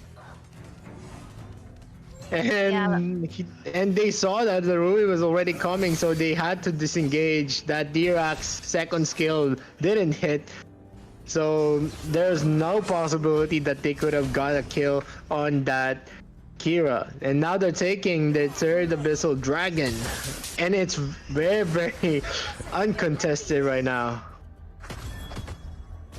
Yeah, and I like that the Rui skill was really nice as well. They were able to recover really fast and get to where they needed in the map. Yeah, that Malok is just too tanky. They cannot do a lot of damage. It was a third slice, the shock hitting 2 people, getting a hit on that Dirac. Let's see if one more blade sweep, gets a kill, and Rui is getting burst down by that Wonder Woman. And also that Malok was taken now by the Richter in the bushes. Now it's in the same 2-for-2 exchange. Favor of no one, actually. Yeah, I get what you're saying though. A lot of the times, actually, even though Boss Gaming is like winning the clash, it just so happens that this Richer for the side of Moonlight Valiant, he's just there to just get some kills for his team. Like out of nowhere, somewhere in the map, he gets a secure on to, like, I don't know, 1 member or 2 members. But wow, that Valheim here in the bot lane, that's a very unfortunate for Moonlight Valiant. That's very, very unfortunate. I didn't like the Valiant pick. It's only essential, but hold that thought. That Alain uses SS, but that Pain was able to go out of the clash using his special skill. The D-Rock is kind of very, very ineffective. He wasn't able to pin anyone in any clash, and that Alain and Richter is doing a duel in this in the top lane. Let's see if who's gonna win. Yeah. No one goes out, but that Kira comes in and gets a hit on that Richter. Yeah, it's really a lot of mobility and team response for Boss Gaming. The way that they rotate in this map is really establishing their momentum, and the way that they engage team fights. This really helps them a lot as well. The way that they're able to come in and out of clashes, and there are a lot of kills that would have been secured by Moonlight Valiant, but because of the Rui skill, they're able to escape actually. The Rui is very, very effective. He has a silence and knockback, the speed up, and also you'll be able to go back to your base and go in the clash for a second round. Just because of his skill sets. It's a very, very difficult hero to counter. That's true. That's very true. Which is why I find it very kind of odd that we don't see her that often in tournaments, actually. But I think we're gonna see our next clash right now, Vittorio. Yeah, and I think so. That Wonder Woman comes into the Rui. He's very, very angry. He wants to take out that Rui, but shifts target. And that Valiant gets bursted down. The Malok Shock just is very, very good at the CC, but that Kira gets killed by the Pain and Richter combo. But it's still going to be in favor of Boss Gaming, as they will take it as a 3-2-1 exchange. They'll be getting the buff and also the tier 2 turrets. I think they're going to try to push down to the tier 3 because they know they're in a very, very good position. They're a 3-man. They have a Malok who's very, very tanky right now. And it's going to be uncontested. I think they're gonna try to, well, I don't think they're gonna try to really try to finish the game, but they're gonna try to get as much objectives as they can. And they are able to take that top tier inhibitor as well as that mid tier. Yeah, now they're gonna try to take that tier 2 and tier 3 inhibitor turret right now. Let's see if Moonlight Valiant still have something in their sleeves to counter every strategy that Boss Gaming is currently making. Yeah, I think right now Moonlight Valiant really has to focus really more on trying to get the right kills and stop engaging team fights, being super aggressive, because I think in the last clash they tried to really chase down the Kira to secure the kill onto her, and I think that's one of the reasons why a lot of members died there, because the rest of the members were just like really focused on getting the kill on the Kira. Yeah, they're trying to, but look at that damage from Boss Scorpy, just bursting down that Pain without any remorse. And now the Valheim was also hit by an SS, and he is so bursted down, obliterated, and that Alain doing a 2 versus 1 combo. And here comes the last for the white for the Boss Gaming PH. I think it's already a GG. Well played. Yeah, I have to agree with you there. All 5 members of Boss Gaming and Friends are still alive, and they have this mid main in the top lane. Congratulations, Boss Gaming and Friends, for getting this win against Moonlight Valiant. Well, what do you think, Vittorio? Let's ask Isaiah for a short analysis on that match. Well, I think overall it just boiled down onto how objective focused Boss Gaming was. You know, the rotation that they did, they will be positioning themselves, especially the support.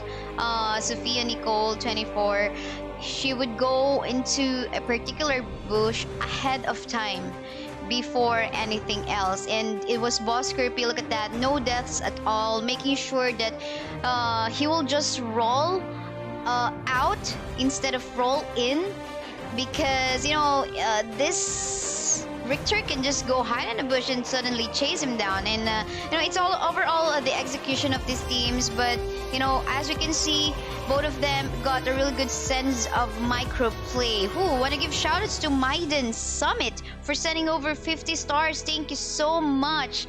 Wow, a lot of people are actually cheering to Boss Gaming for winning this game too. Yeah, well, unfortunately for Moonlight Valiant, since this is the lower bracket, they will have to say bye-bye from the tournament. Congratulations to Boss Gaming. They will be moving forward to round 6. They still have a match later on at 8:30 p.m.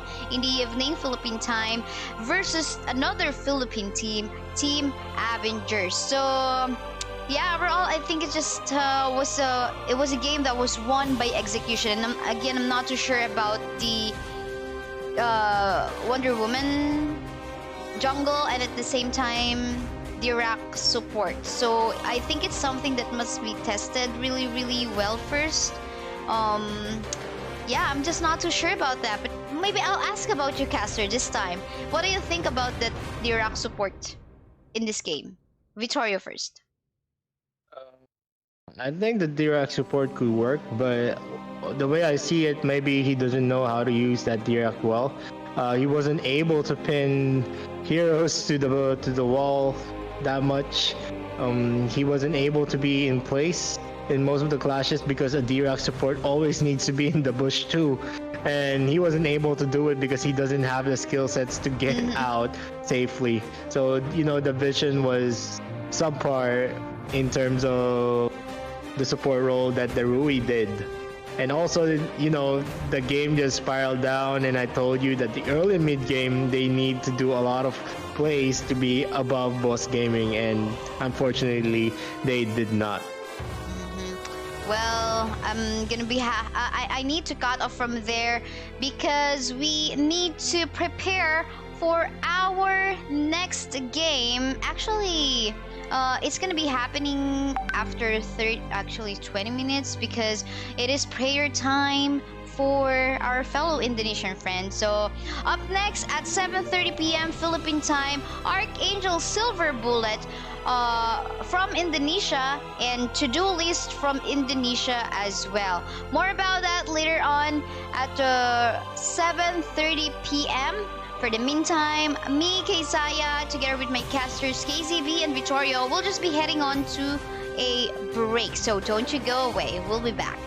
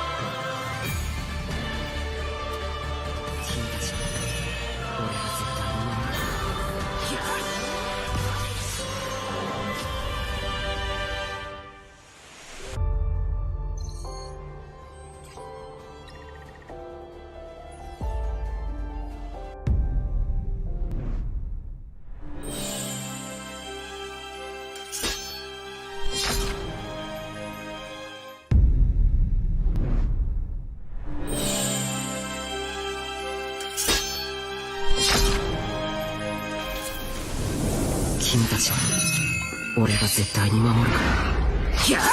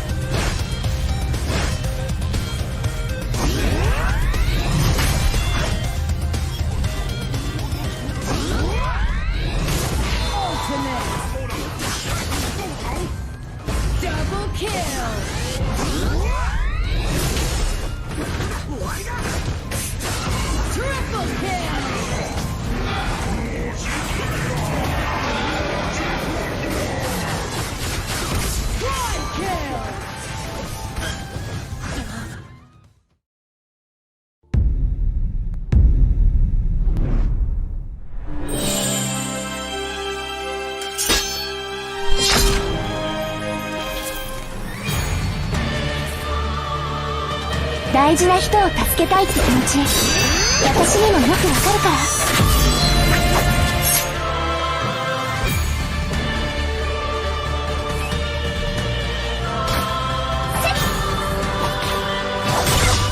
行くわよ。終わりよ。耐え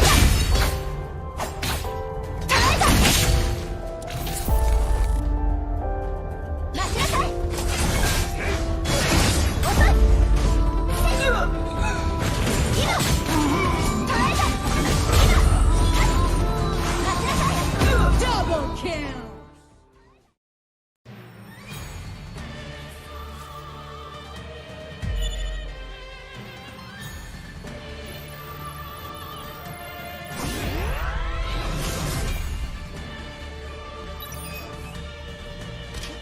ライトニングボールスタースプラッシュ。キリト君は私が守る。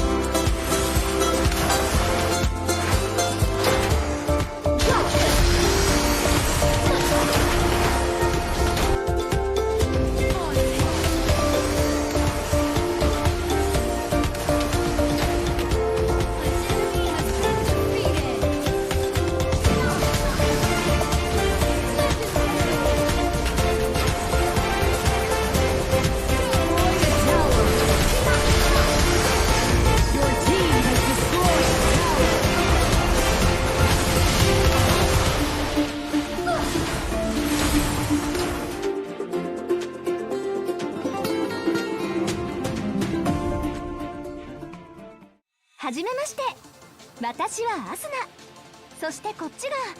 どうもキリトです。今日から私たちしばらくの間新しいゲームにインすることになったの。どんな世界なんだろうな。今回のゲームはチームワークが重要なポイントになるのよね。ああ、チームワークか。あ、ソロプレイヤーのキリトくん、今ハードルが高いかもって思ってるでしょ。バレたか。確かにチームワーク重視のゲームって慣れてないから。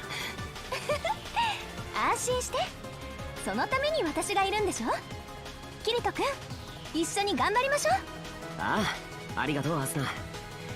このゲームはとても有名でプレイヤーもたくさんいるって聞いてるからがぜん腕が鳴るぜ。そうだね。それじゃあ早速ログインしてみよう。ああ、リンクスタート。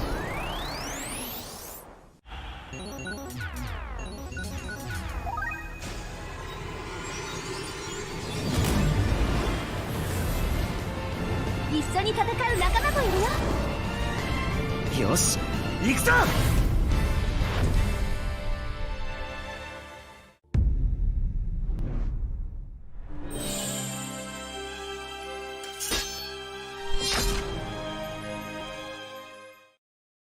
はじめまして、私はアスナ。そしてこっちが。どうもキリトです。今日から私たちしばらくの間新しいゲームにインすることになったの。どんな世界なんだろうな。今回のゲームはチームワークが重要なポイントになるのよね。ああ、チームワークか。あ、ソロプレイヤーのキリトくん、今ハードルが高いかもって思ってるでしょ。バレたか。確かにチームワーク重視のゲームって慣れてないから。安心して、そのために私がいるんでしょ。キリトくん、一緒に頑張りましょう。ああ、ありがとうアスナ。このゲームはとても有名でプレイヤーもたくさんいるって聞いてるからがぜん腕が鳴るぜ。そうだね。それじゃあ早速ログインしてみよう。ああ、リンクスタート。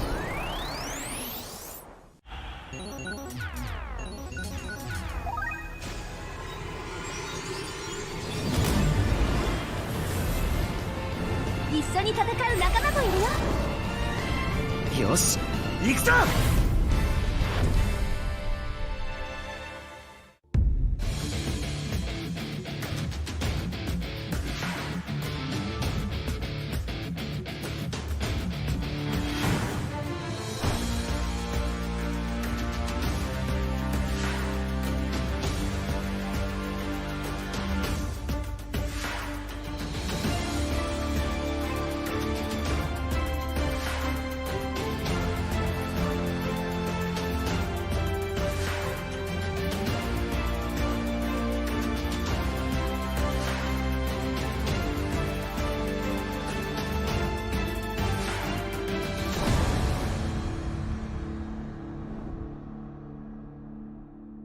大事な人を助けたいって気持ち、私にもよくわかるから。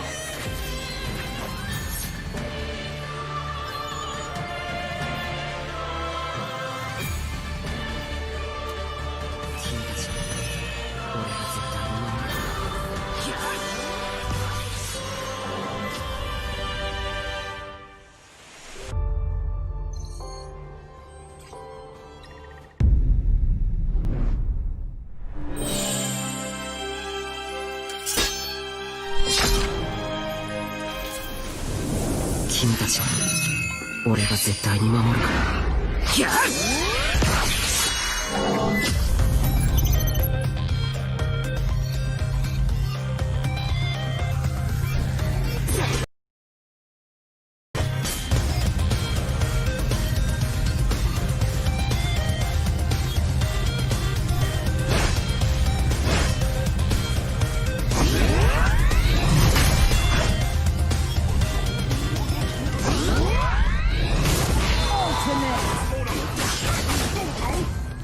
ダブル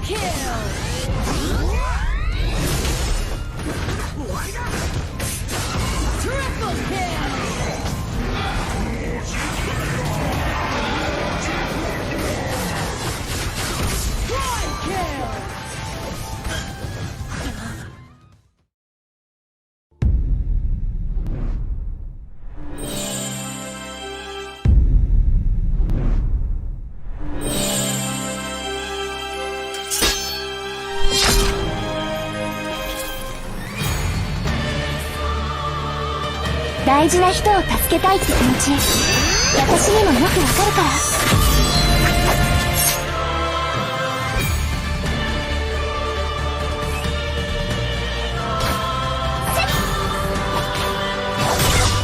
行くわよ。終わりよ。耐えた。待ちなさい。遅い。今。耐えた。今。待ちなさい。Double kill。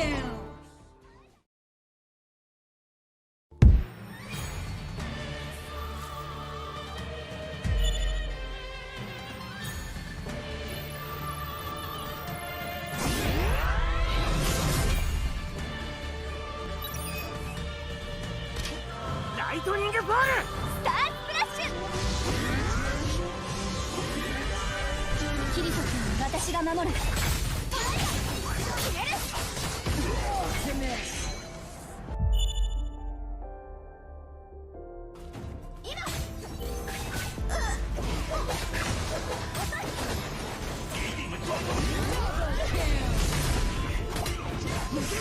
行くわよ。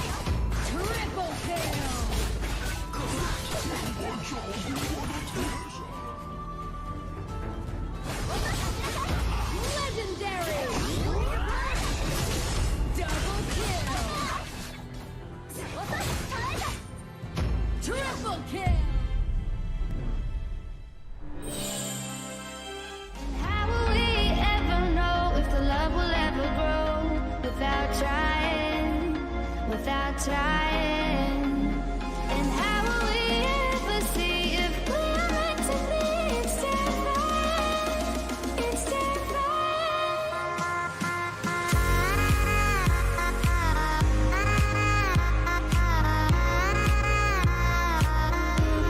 that we're meant to be?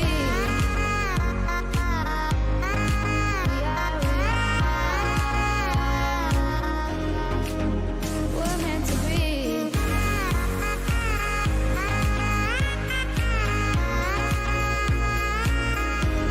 That we're meant to be.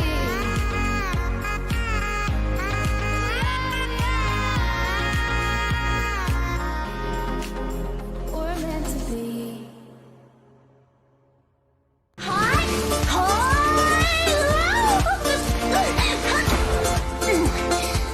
That was a close call.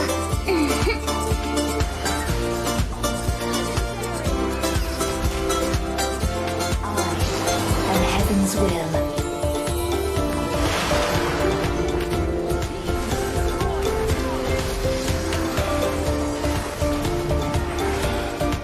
Run on hammer time.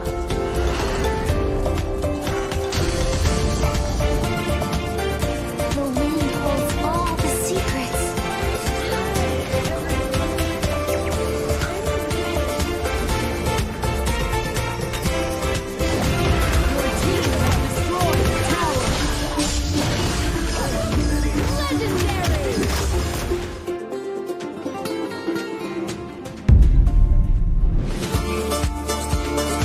I am heaven's will.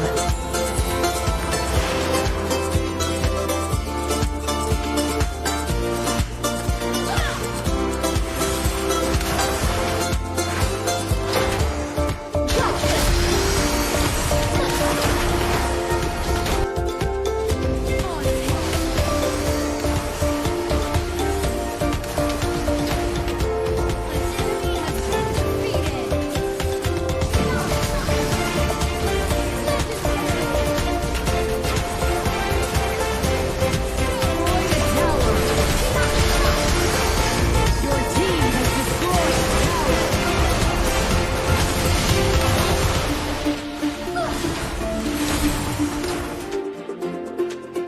はじめまして。私はアスナ。そしてこっちがどうもキリトです。今日から私たちしばらくの間新しいゲームにインすることになったの。どんな世界なんだろうな。今回のゲームはチームワークが重要なポイントになるのよね。ああ、チームワークか。あ、ソロプレイヤーのキリト君、今ハードルが高いかもって思ってるでしょ。バレたか。確かにチームワーク重視のゲームって慣れてないから。安心して、そのために私がいるんでしょ。キリト君、一緒に頑張りましょう。ありがとうアスナ。このゲームはとても有名でプレイヤーもたくさんいるって聞いてるからがぜん腕が鳴るぜ。そうだね。それじゃあ早速ログインしてみよう。リンクスタート。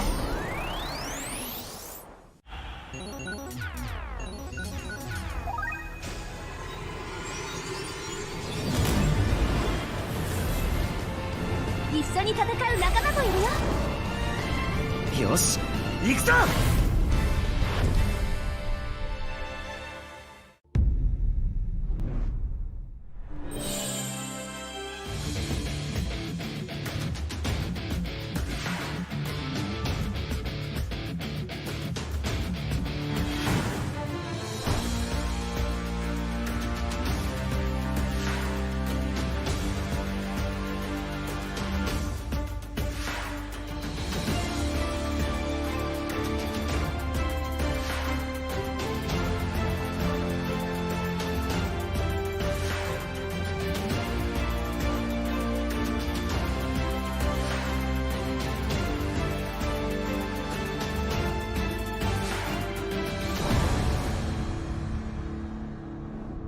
大事な人を助けたいって気持ち、私にもよくわかるから。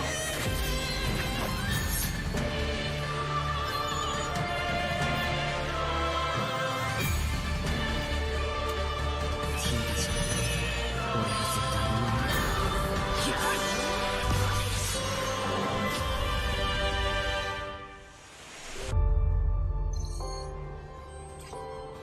に守る。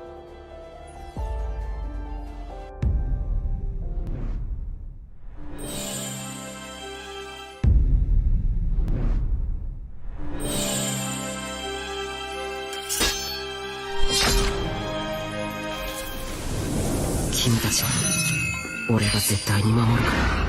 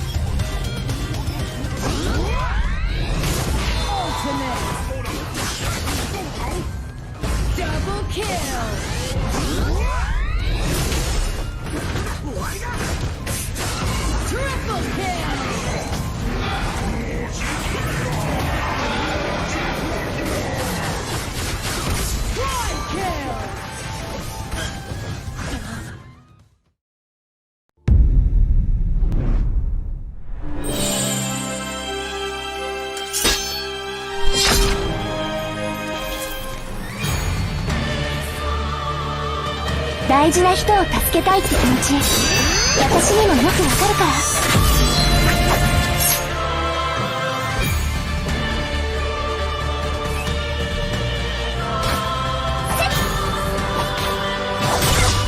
行くわよ。終わりよ。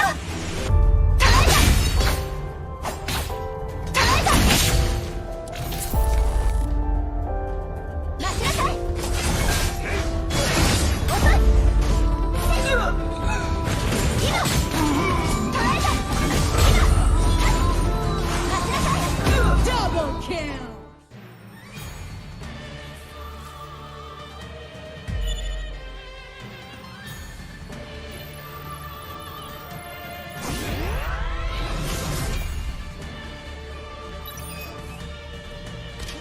ライトニングボールスタースプラッシュ。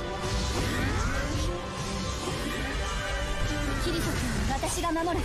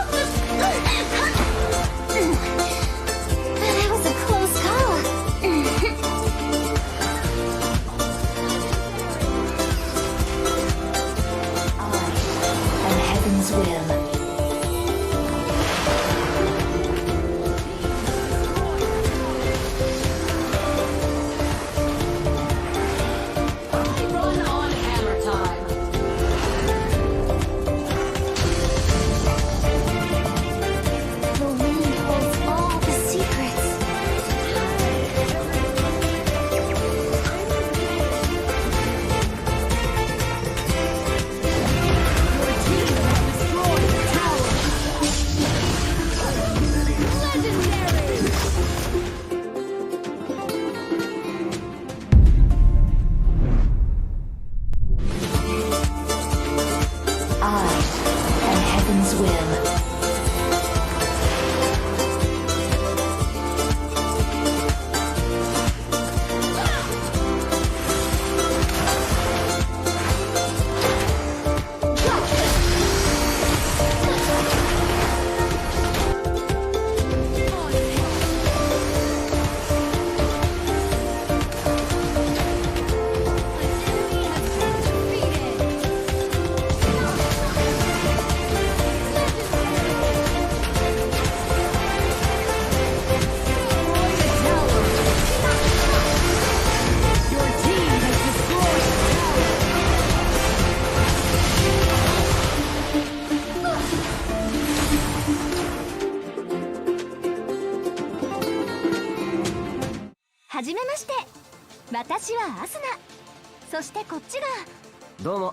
Kirito 今日から私たちしばらくの間新しいゲームにインすることになったの。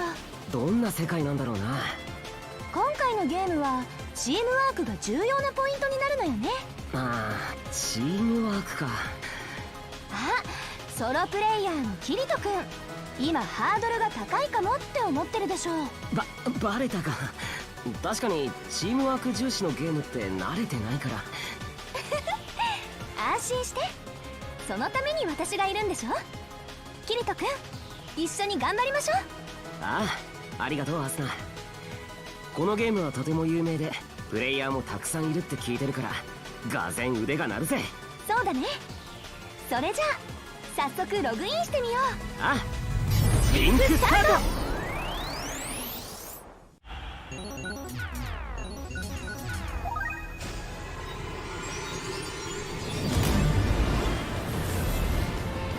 一緒に戦う仲間もいるよ。よし、行くぞ。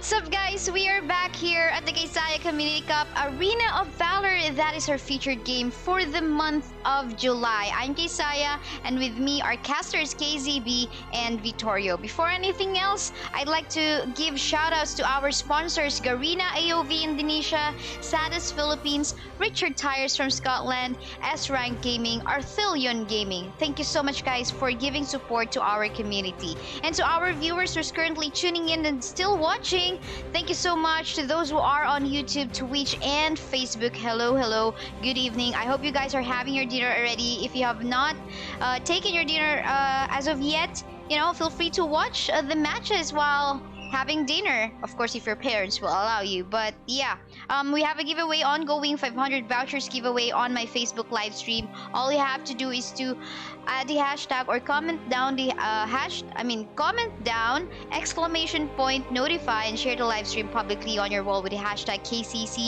KCCAOV. And now there's gonna be another exciting match. It is the battle here in the round 4 upper bracket between ArchAngel SilverBullet on the blue side and Todolist from the red side. Both are coming from Indonesia, and both of them actually can give a really good play. So hopefully no one will get late from Todolist, so we can see, you know, the action that these players can put up in the table. But yeah, let me ask our casters, how do you find this match if this proceeds? Let's ask Vittorio first. Yeah, we fought the Todolist in the first rounds in the upper brackets, and we got eliminated in a 4v5. So I think that if they really want to ban NBA Chlorine's hero, which is Kriknak, I think it's gonna be Kira. Yeah. Kriknak or Kira, any jungler heroes that he can use better to, you know, just a respect ban.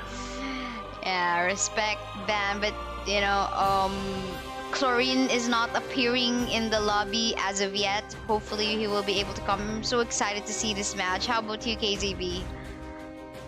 Yeah, I'm also excited to see this match. I've casted for both of these teams. They're both very good, and I'm sure that they're gonna show us some really nice plays.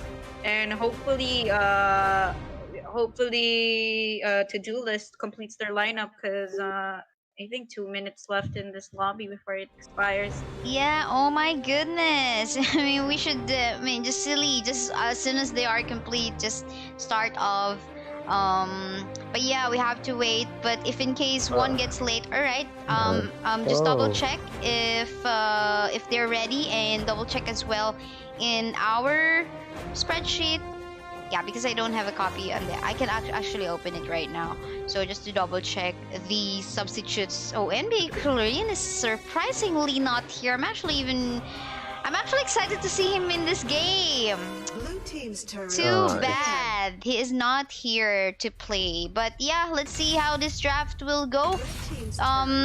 We can see that Florentino banned early on. Any thoughts about that, KZ? Blue team's turn to ban. I've actually been noticing a significant increase in banning Florentino.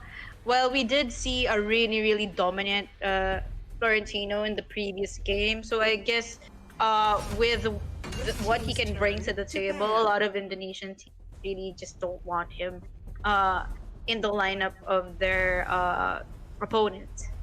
Yeah, by the way, we just verified that yes, our Zen is registered as the substitute of Todolist. So yeah, no MBE Chlorine, unfortunately. We don't know. This could be a surprise, you know. Not because they are substitute, they're a bad player already, or you know, they're least better, or they're not that better, or they're not as good as their main jungler or their main player. So we don't know what to expect on this one. This could be a strategy too, you know. If you want to surprise your opponent, you don't really want to show off or what to expect on the lineup of your team. But yeah, moving on to our draft consists of a Kafeni ban in here.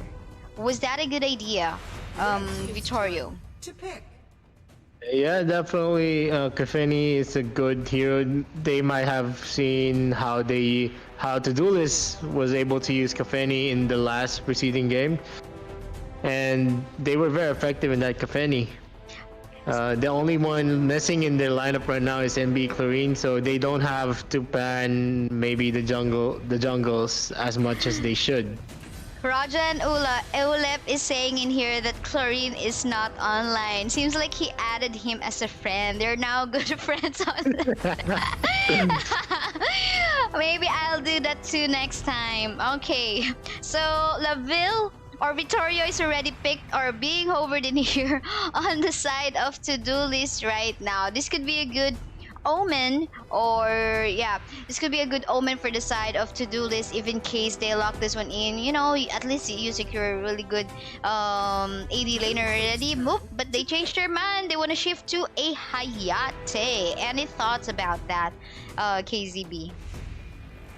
Well, since Hayate has been buffed in this patch, I'm guessing they like the mobility that Hayate can bring. But I would really just prefer the Laville though over the Hayate. But it will really well, since Hayate has a lot of true damage in his skill set.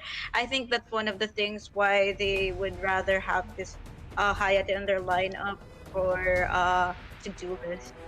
Yeah. Elandor could be, of course, a jungler in here on the side of ArchAngel SilverBullet. What is a good counter if there's an Elandor jungle on your opponent's side, Vittorio? Yeah, Islander jungle is very very good, especially if they can micro and show the skill sets of Islander where he can dodge a lot of plays using his three skills. It's very hard. He has also a push. He has a dash, go back, and then the merry-go-round teleport. So a lot of the enemies will be thinking where he's gonna be popping out. Yeah, for sure. Before we would even talk about how Alice could be a good counter against an Elandor, at least you silence him so that he cannot go back to the butterfly. But apparently Alice got nerfed, so not much that of a good effect. But for the meantime, Ignis is getting a lock in here again for the second time. Well, today, on the day 7 of Kaisaya Community Cup Arena of Valor, we see actually third time we see an Ignis today here at the KCC AOV. Is this looking good so far for the first 3 picks of Todolist, KazeeB? What can you say about their lineup so far? Well, I don't like the Ignis pick with what they currently have right now. I mean, I don't know what kind of support the Todolist is planning to accompany this Ignis with, because a lot of the effectivity of Ignis as a hero will depend on how well he can rotate and how well they can fast clear the mid lane so that they can rotate the lane with the support. So I don't know. I can't really say much onto the Ignis pick until I see the support that they will lock in. Let's see, because they haven't well, we don't know if the Richter would go as a support. Oh yeah, it could be a support already because there's already Yina on the side lane. So yes, it could be a Richter support. But meantime, Lubu is getting a hover in here. Is that a good answer against the Yina, Vittorio? Yeah, Yana is a very very good pick against the Elander and Quixie. He can, if he builds a lot of damage at the first part of the game, he'd be able to burst out that Elander and Quixie in ambushes. As long as he's positioned well in the map. Yeah, but how about the Lubu against the Yina? How do you find their matchup in the DS lane? It's a no-brainer as long as the Yena just clears the lane, goes to ganks. And what's important is if a Yena is very very farmed in the early part of the game, he'd be able to kill that Lubu also. Not just that Lubu, but the Elander and Quixie. Let's see about that. Well, so far 2 marksmen set up in here on the side of Todolist. So, any thoughts about that, KazeeB? Well, I think with the overall comp, I think I can see why they would prefer this Ignis pick as well. They have 2 warriors, though the Richer is gonna be the support. I think what they can provide in terms of team fight is gonna be very helpful, and the way they will be quick to respond to team fights, because almost all their heroes are mobile except for Ignis. So overall the composition really is okay as it's finalized from Todolist. Well, let's see about that. For the meantime, I'm gonna be sending you guys over to our shoutcasters. It is KazeeB and Vittorio. Guys, take it away. Thank you for that, Kaisaya. It's now the game 4 of day 11 for Kaisaya's Community Cup. It's gonna be ArchAngel SilverBullet versus Todolist. And let's just do a quick recap of the lineup for ArchAngel. It's gonna be Amina, Lubu, Quixie, Allender, and an Omen. And for the side of Todolist, we have Hayate, Richer, Ignis, Lindis, and Yena. So It's do you gonna have like yeah, no, do you have like a preferred lineup between the two? uh, I think the lineup, both of the teams lineup are very very good. So I can't really say who would I prefer. I'm not very. The only thing I'm not sure of is that Mina, but the rest for Archangel is very very good, and also to, you know, and Todolist, they're very very good also. So let's just see on the execution for me. How about you? I think I have to say the same for you. It will really like both team comps overall with how they completed it. They're both like in an equal setting right now, and it will really depend on how they execute, how they'll rotate in the map, how they will effectively use the skills that each of their members have. Yeah, and I also agree with you on that Mina pick. I'm kind of like I haven't seen her used in a tournament in a pretty long time, and I think it's a little struggle because though a little tanky, Mina does not provide the tankiness as much as other supports out there. Yep. It's gonna be for. I think for to-do list, it's gonna be very very mobile with Richter as a support. There's gonna be a lot of gankings, but I think they started out late.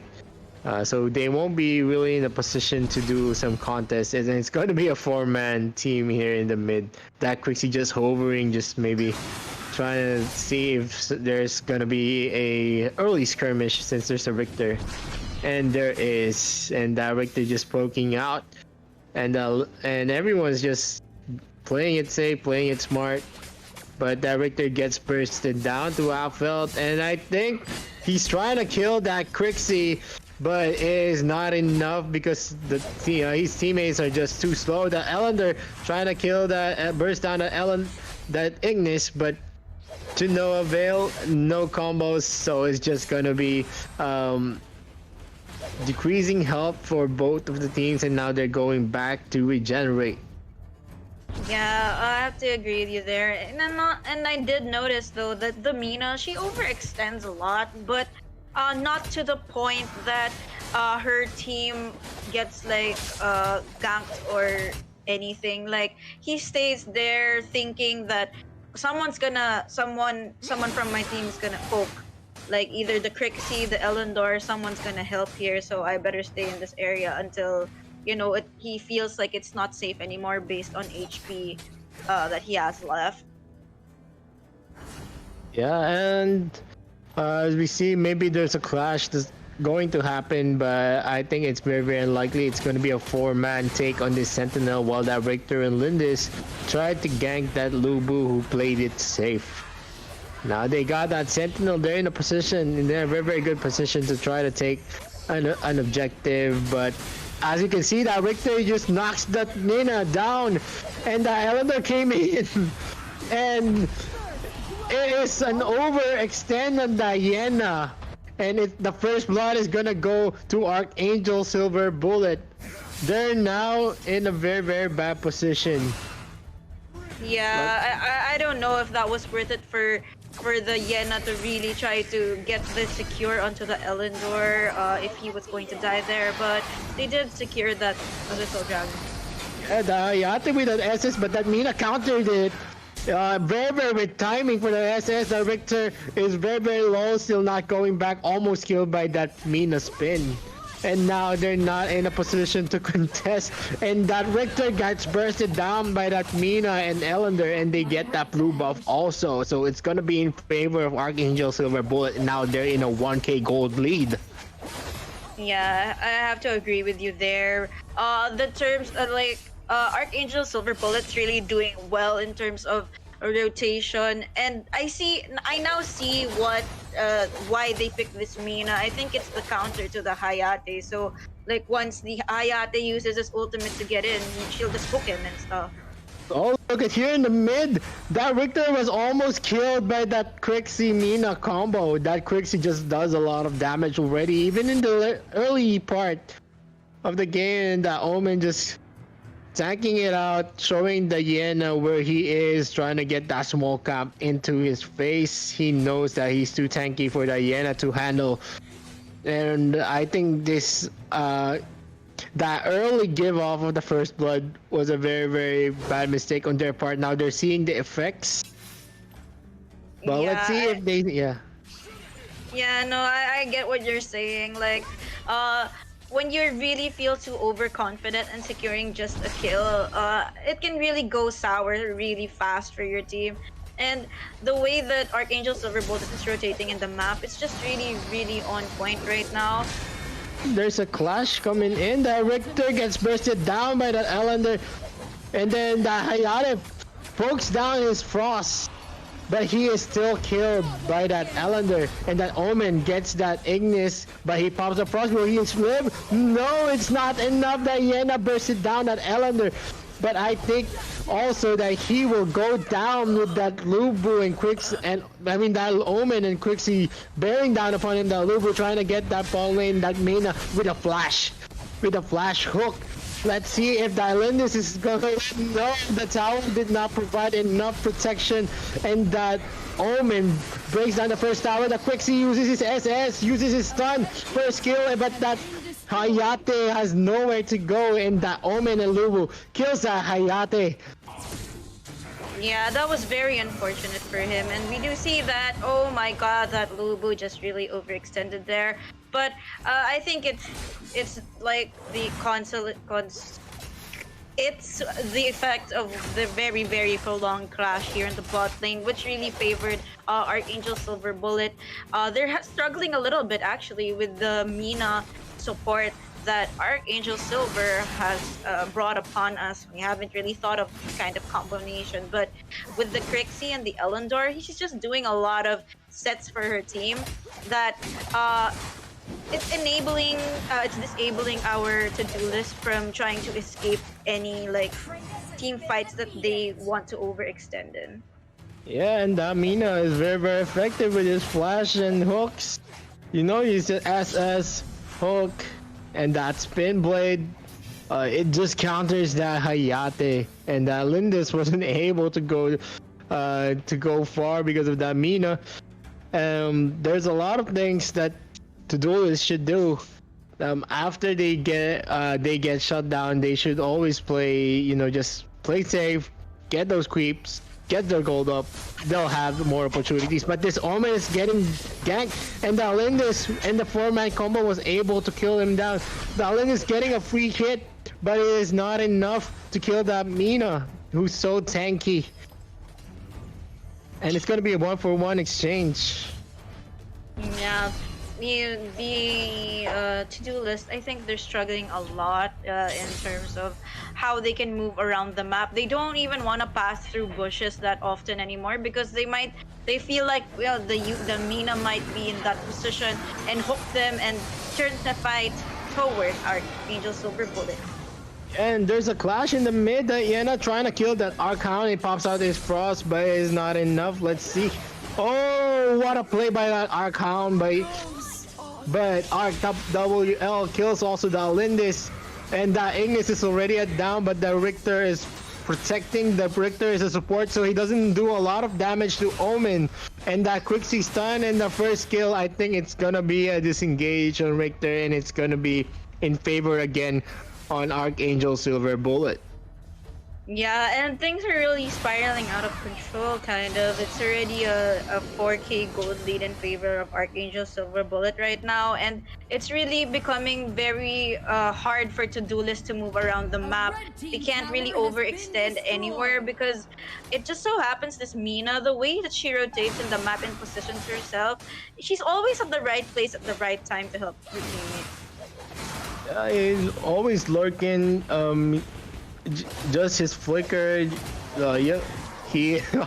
Now Richter is not going back. That Mina said, "Come back here." Look at that Mina just annoying the Richter. He shouldn't be in a position like that. Yeah. Now they know that the support won't be able to do a lot of vision for the team right now. So now they're in a position to get that Sentinel again. Yeah, the ArchAngel SilverBullet's really rotating really well. They're executing their composition really well, and their overextensions. I don't think they overextend that much. It's just really with the team comp that they have, they're doing the best they can and setting really well as well. Yeah, look at that burst on the Richter getting eradicated in a matter of seconds. Our count is really painful with that quick C combo. Yeah, Now, I have to agree with you. Yeah, there's not a lot of things. There's not a lot of things that Todolist can do now. Our count is gonna take that Dark Slayer, I think. Yeah, it's 9 minutes into the game, and I think they're in very much a good position to take this Abyssal Dragon because they also have their jungler is an MM, and if an MM's very farmed at this point, it's gonna be very fast in getting this objective. Alright, Amina get the Ignis popping out his flicker. That Richter gonna try to go to the bush, but that Omen with that SS flicker hitting that Richter, not letting him live, and that Quixie just annoys that Ignis. Oh, that Hayate SS, the Ellender already expended his teleport, not able to teleport there, but that Omen kills that Yena. Yeah, Yena has no damage. Not enough to burst down that Omen with the second skill. Yeah, I have to agree with you there. And I think the Yena has been struggling almost the whole game. I mean, they're always having a difficult time, but here in the mid lane, yeah, the Lubu trying to get a flicker first kill, and he gets the kill on that Lindis while the Hayate was boxing out and trying to kill that Mina. But that Quixie was able to ambush the Hayate and burst him down. And then the Richter gets a kill on Arc Decoy. And also the Lubu gets taken down because of that combo. yeah, the way that they're overextending on the side of ArchAngel SilverBullet, I think it's totally fine because they're in that point in the game that they're really overfarmed right now, and even if they overextend, they still have room to make a little bit of error. And the things that they do, try to delay as much as they can is to do list. Yeah, and they still get a kill on the Yena. I think it's, you know, ArchAngel SilverBullet was doing, was committing some mistakes, but at the same time, Todolist wasn't able to really capitalize on it. And then the Richter going to the bush gets second skilled by the Quixie with a stun. The first kill was not enough to kill him. That Lindis finishes off that Quixie. Will Archon kill that Lindis? Yes, he did. Yeah, and I don't know if this is gonna be a disengage or not, but I think they will not try to overextend, especially for this side, but the Omen gets that Ignis with that flicker SS again. Ooh, what a play by the Omen, but the Hayate is getting so low, getting killed by the Lubu with a first kill. And I think it's gonna be a disengage with a Yena and Richter without their MM. yeah, this is gonna be very difficult for two warriors to defend, and the Mina is just really annoying so much for Todolist. Like, they're having a really difficult time when if they being aggressive in this game, the Mina just hooks them up, and they have a difficult time getting out of the rest of the members of ArchAngel SilverBullet. And there's not much that they can do right now, except for just play smart. They just need to farm up. We know that Lindis is very painful at the later stages of the game, especially if he has already the full items. Lubu coming in with his SS and first kill, but it doesn't hit. But it is 2 MM versus a Lubu. I think it was a bad idea, but there's a clash here, and that Mina gets a kill on the Yena. And the Islander is all alone against 4 people, and he gets obliterated when that Omen tries to get the tier 3 tower. I think they exchanged the objectives for that clash. Yeah, and I think that was a little favorable for Todolist there. They really need that time to breathe, the time to push. They really need to get at least a tower down here for the side of ArchAngel SilverBullet, because they can't really move around the map right now because almost all of the towers are still up for ArchAngel SilverBullet, but they have to try their best to farm out and try to get back into this because with a double marksman comp, the damage will return to Todolist if they plan this next few minutes of the game very wisely. Yeah, I think the crucial mistake there was that Lubu going in, trying to kill that Lindis while the Hayate was doing a free hit on him. So, you know, two marksmen is really gonna take a toll even how much tanky you are. It won't matter to a Hayate and Lindis. Now, I think they're gonna defend this bottom lane tower. It's gonna be 5v3, and that Richter does a knock up, but that Mina stops that Richter to kill that Omen. That and the Quixie bursting down that Richter. Lubu coming in with the first kill setup, but it's not enough to kill, just enough to buy a time for his teammates to disengage. Yeah, but unfortunate for Todolist, I think they summoned the Drake way too early here in the bottom lane. Like, by the time that everyone was in the position to assist that Drake, it was already dead. And oh my god, in the mid lane, sorry you guys weren't seeing that, but yeah, the Quixie was able to kill that Ignis in just a 1-2 combo. Like I told you, Quixie is over on Ignis anytime in terms of DPS. Yeah, I have to agree with you there. We did see it very effectively in the first game as well. And with the kill onto the Ignis, it's very good position for ArchAngel SilverBullet to take the first enraged Abyssal Dragon of the game, which will give the resurrection buff to the Elendor, which I think is very, very beneficial for them as of this moment. Yeah, and because with the buff, but there's a clash. Omen getting another hook, and that Lubu boxes out the 3-man heroes of Todolist. Yeah, and you know that buff is really, really effective on the Islander, like you said, because you know another fail-safe life for him to go into clashes is very, very effective. Yes, and he also has the endless, the Blade of Eternity already built, so it's like he has 3 lives right now. So it's gonna be extremely difficult for Todolist to actually burst down this hero, and it's very reliant on the Elendor dying that they win a clash against SilverBullet for Todolist right now. Like a damn, the Mina getting that Hayate who uses special skills. He's not going out, I think.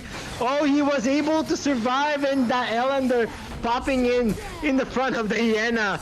What a bad play, but you know he has a Blade of Eternity. He's able to kill the Hyena. And there's a lot of things that Lindis got bursted down by that Lubu.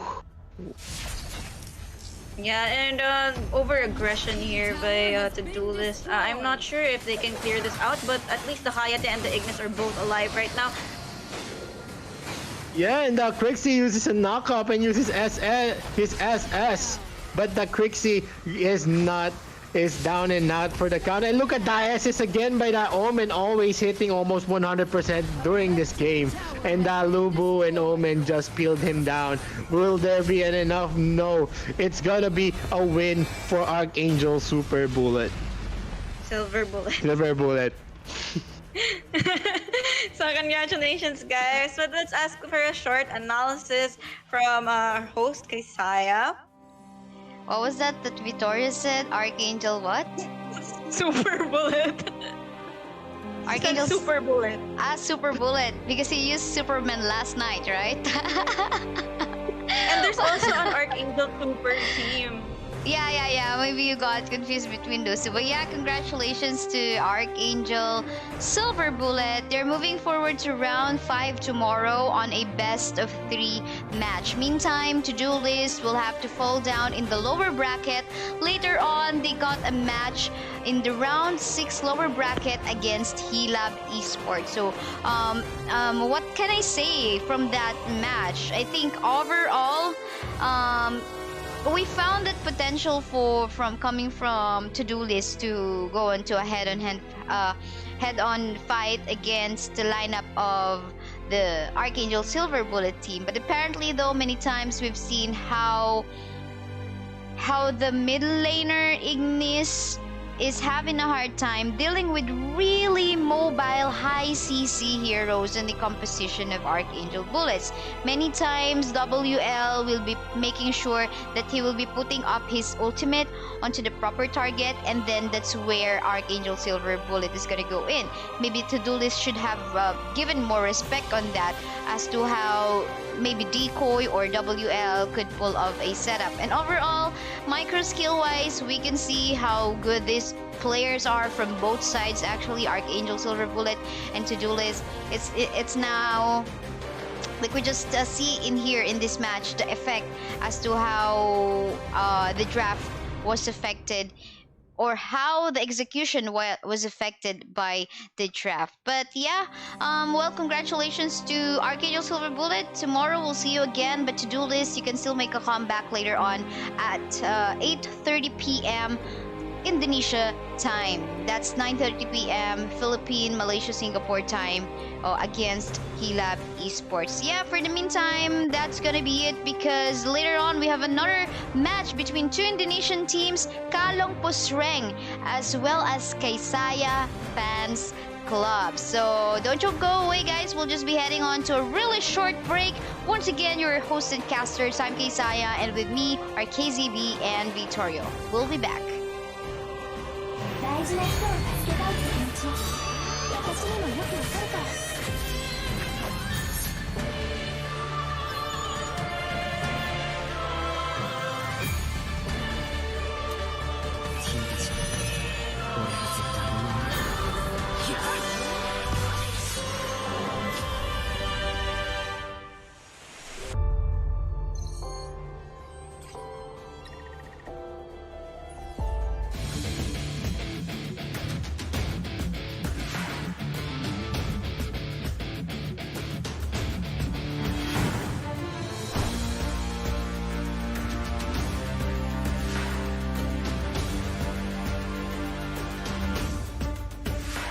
俺が絶対に守る。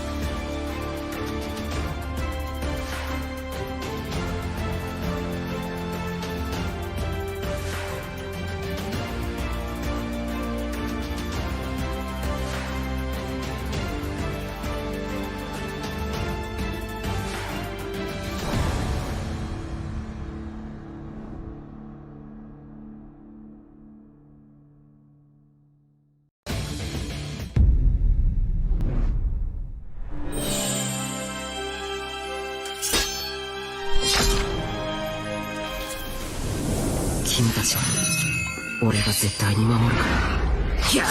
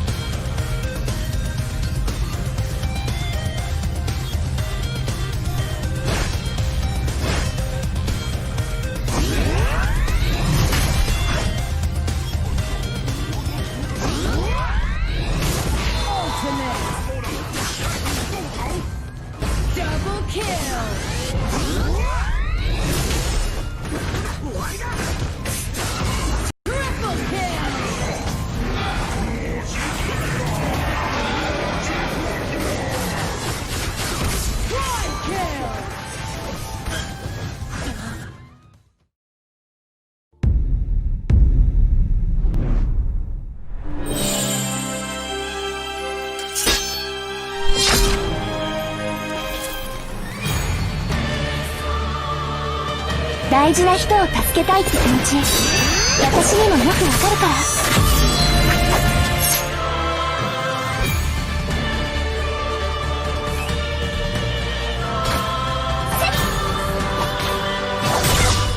行くわよ。終わりよ。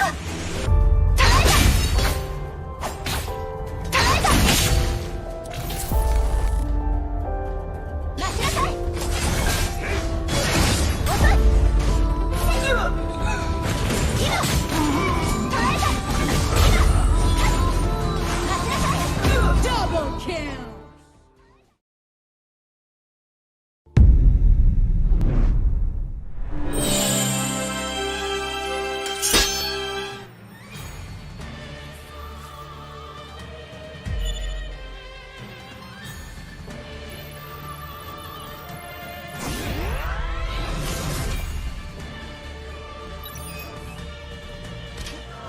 トニングボールスタースプラッシュ。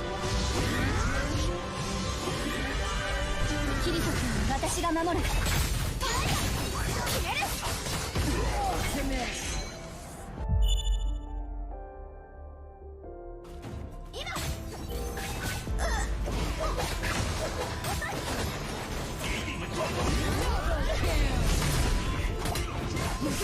行くわよ。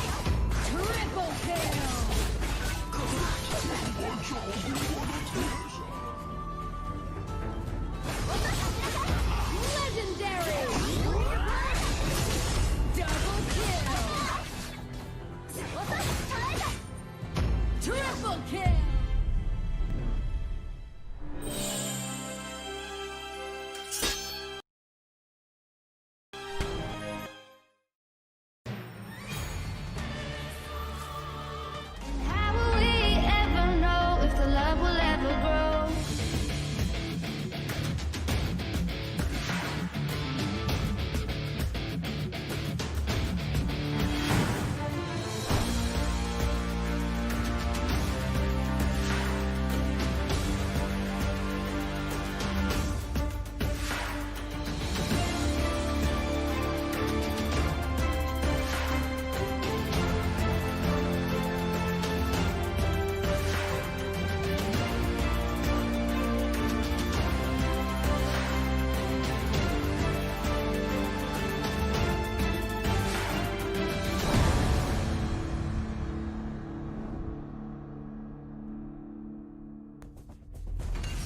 And yes, we are back here at the Kaisaya Community Cup Arena of Valor. That is our featured game for you guys this July 2020. I'm Kaisaya, and with me are the amazing influencers here in the Philippine community, KazeeB and Vittorio. Before anything else, I'd like to take this opportunity again and again to say thanks to our sponsors, Garena AOV Indonesia, Sadis Philippines, Richard Tyers from Scotland, S-Rank Gaming, and of course Arthelion Gaming. And to our viewers, don't you miss the chance for our 500 vouchers giveaway. All you have to do is to type in !notify and share the live stream publicly on your Facebook wall with the hashtag KCCAOV. To those who are having a hard time watching on Facebook, we're also live on Twitch and YouTube. Just search Kaisaya and then find this live stream event. So now, battle between two Indonesian teams once more. Kaisaya Fans Club on the blue side and KALONG PUSRENG on the red side. Is there anything that we can say about these two teams, KazeeB? I've already seen both of these teams in action, and I know that they have their priorities straight. They know how to create good lineups and execute pretty well. So I'm expecting a really, really good game between these two teams. Well, anything that you can say about the ban so far, Vittorio? Yeah, the only thing that stands out here is that Omen ban. Maybe they're looking to have marksman jungle, maybe. That's why they banned this Omen. It's the only explanation I can think of. And here we got the first pick. It's gonna be a D-Rack. The rack that, you know, when placed in mid can clear off the minion waves, can even sometimes set up team fights. For as long as the CC will connect, you know, you suddenly wouldn't be able to move properly because of the CC that the rack is dishing out, and at the same time, you know, the range damage from his ultimate, and of course, well, somehow he has that sustain because, you know, of his passive. But what do you think is a good matchup against a rack in the mid, KazeeB? Well, I think any kind of hero, any mid hero that can do a lot of poke damage like a Raz would be effective against this Dirac pick. But to add to what Vittorio said about the Omen pick, if you guys notice though, throughout this whole day, a lot of the Indonesian teams have been prioritizing taking this Omen pick. So I'm guessing that's why they're deciding to ban it, because that's what I noticed. Florentino and Richter. That looks a little bit scary. Should I be scared, or should if you are going up against this opponent, should you already be scared on that Richter and Florentino combo pick right over there on the side of KALONG PUSRENG, or this is something that can still be dealt about, Vittorio?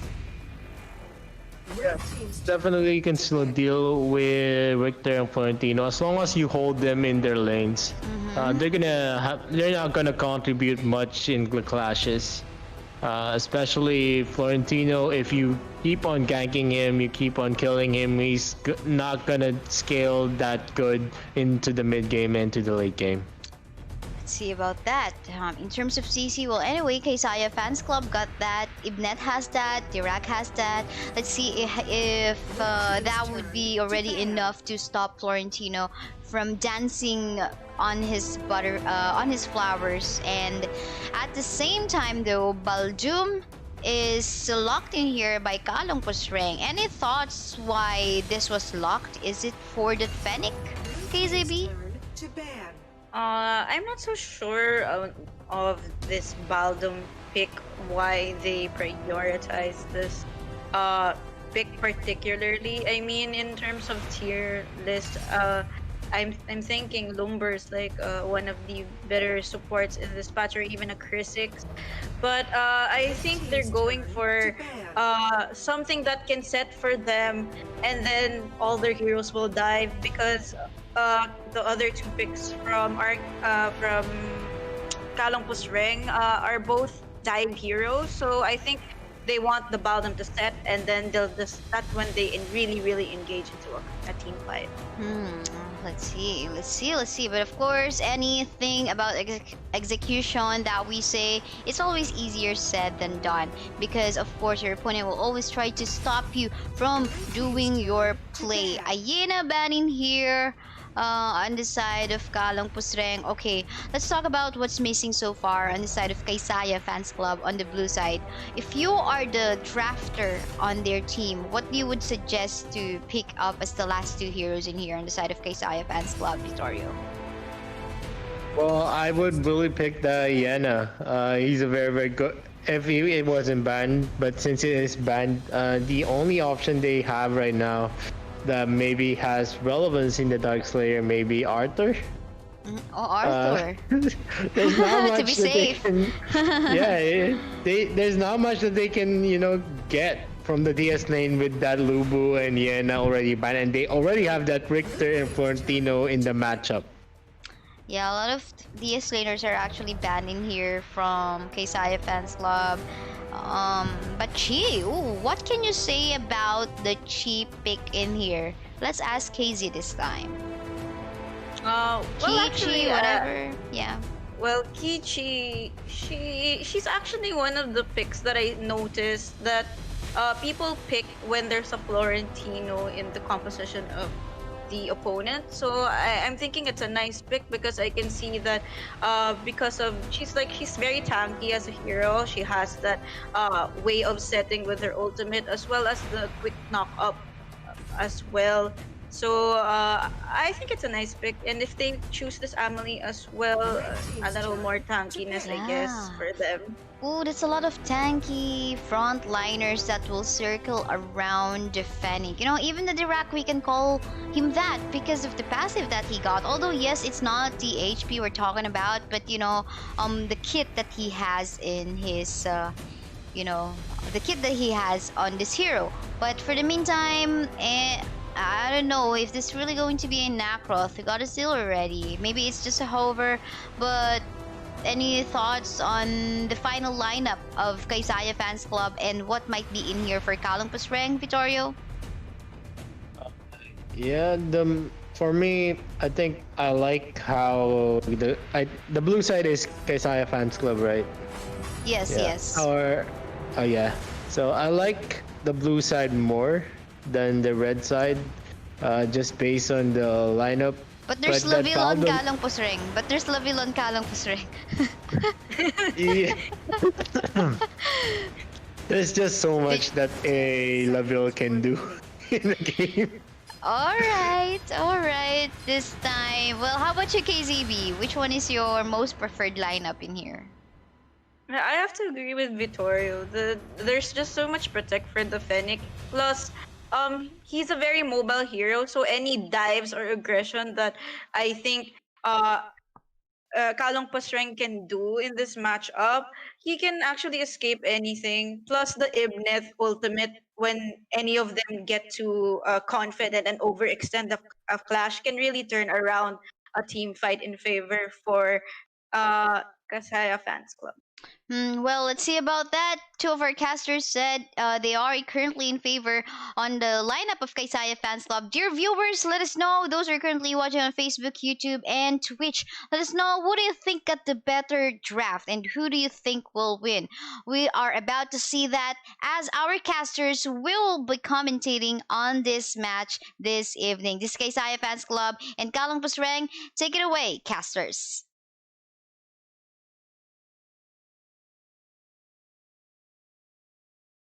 And thank you for that, Kaisaya. Before we get into the game, let's have a quick recap of the heroes. Here for the side of Kaisaya Fans Club, we have an Amelie, a Dirac, a Key, a Fennec, and an Ibneth. Minions will be deployed. Yeah, and also for Kalong PUSRENG, it's gonna be Florentino, Zil, Richter, Baldum, and Laville. Yeah. What do you think? We both agree on a certain lineup, so I think it will really depend on the execution, right? Yeah, it would really depend on the execution and also how the Baldum hits the Ibne during his SS to render it ineffective. That Baldum is going to be one of the key players. That Laville and Baldum just doing some damage in that Amelie in the first part.